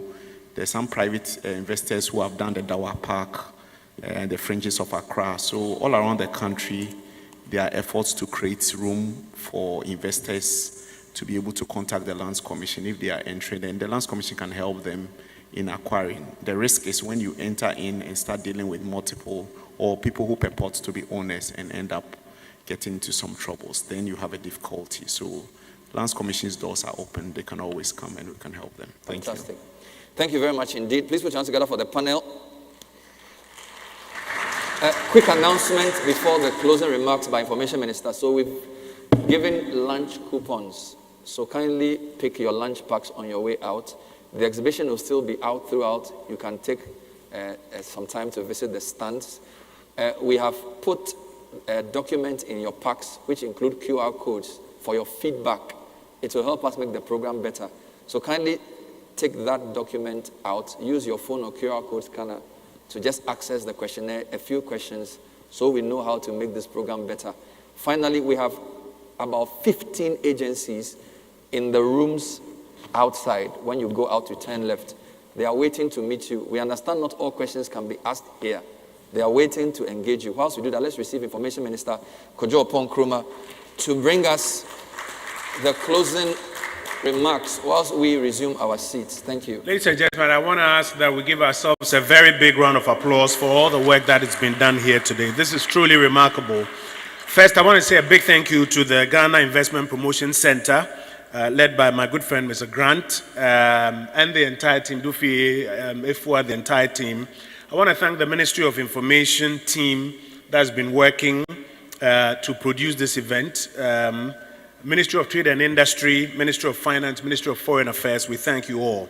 A few quick comments I'd like to make as we wrap up. There are many engagements that the GIPC seeks to do. This is critically focused on investor onboarding, because it's one thing registering the numbers, it's another thing onboarding. And I think it's been very interesting hearing the experiences, the challenges, and even some of the solutions that are coming up. And our expectation is that as we do this annually and continue to iterate, we will make it easier for investor onboarding within the Ghanaian jurisdiction. I think one of the lessons that is coming up is that for the agencies, the facilitator agencies, it will help if you have, beyond your normal operations, if you have some attention dedicated to investors, and particularly to FDIs, since they constitute a huge number. It is one of the things that appears to me, listening to the various submissions, that for all of these organizations, Lands Commission, ECG, all of these ones, you may also want to consider internally having a champion or a unit whose job it is to pay attention to, apart from our normal work, how we are responding to the needs of investors and FDIs as part of our work. I think it's something that will help us significantly in that area. The question of digitalization of services, as was outlined from the PwC report, is also key. So it's a major point of feedback to the agencies to fast-track your efforts at digitalization so that you can work a lot more effectively. The GIPC one-stop shop, it's good to know work has started, but I guess the feedback is that we need to quicken it because it also will deliver a lot of value for investors and potential investors out there. Another matter is that we need to open up more engagement platforms, because listening to the questions and the answers, you find out that some potential investors are holding back their investments just because they don't have some answers. For example, this question about VAT and education.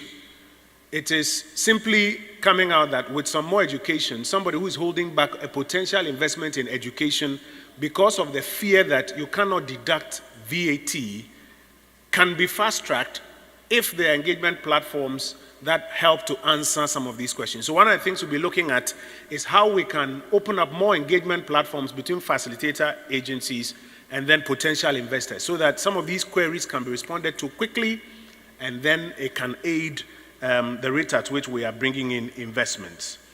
We are looking forward to getting a lot of feedback from you, feedback about this investor onboarding summit and about the work that is going on in attracting and onboarding a lot of investments. And that is why I will reiterate what Bernard mentioned. The card is in there, the QR code is on it. Please take a few minutes later today and give us some feedback so that we can serve you better. On behalf of the Ministries of Foreign Affairs, Finance, Trade and Information, and on behalf of what I would say our client, the GIPC, we are very grateful that you've joined us. We wish you all the best. We hope we'll do better to serve you in the years ahead. Thank you so much.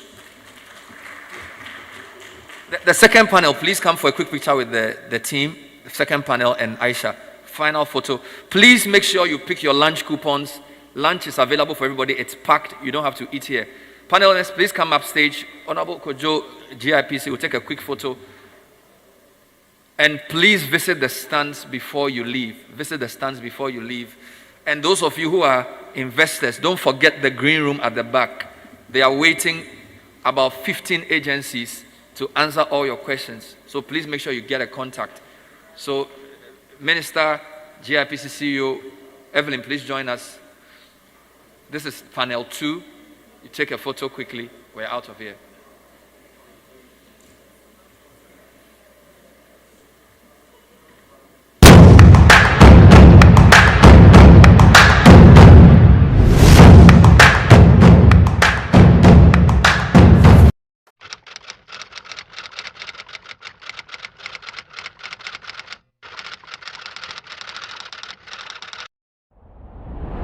So Niche Cocoa is a cocoa processing facility. We process cocoa into 4 semi-finished products: cocoa liquor, cocoa cake, cocoa powder, cocoa butter. And we have the finished products, which is the chocolate. So for the semi-finished products, I would say that Niche is fully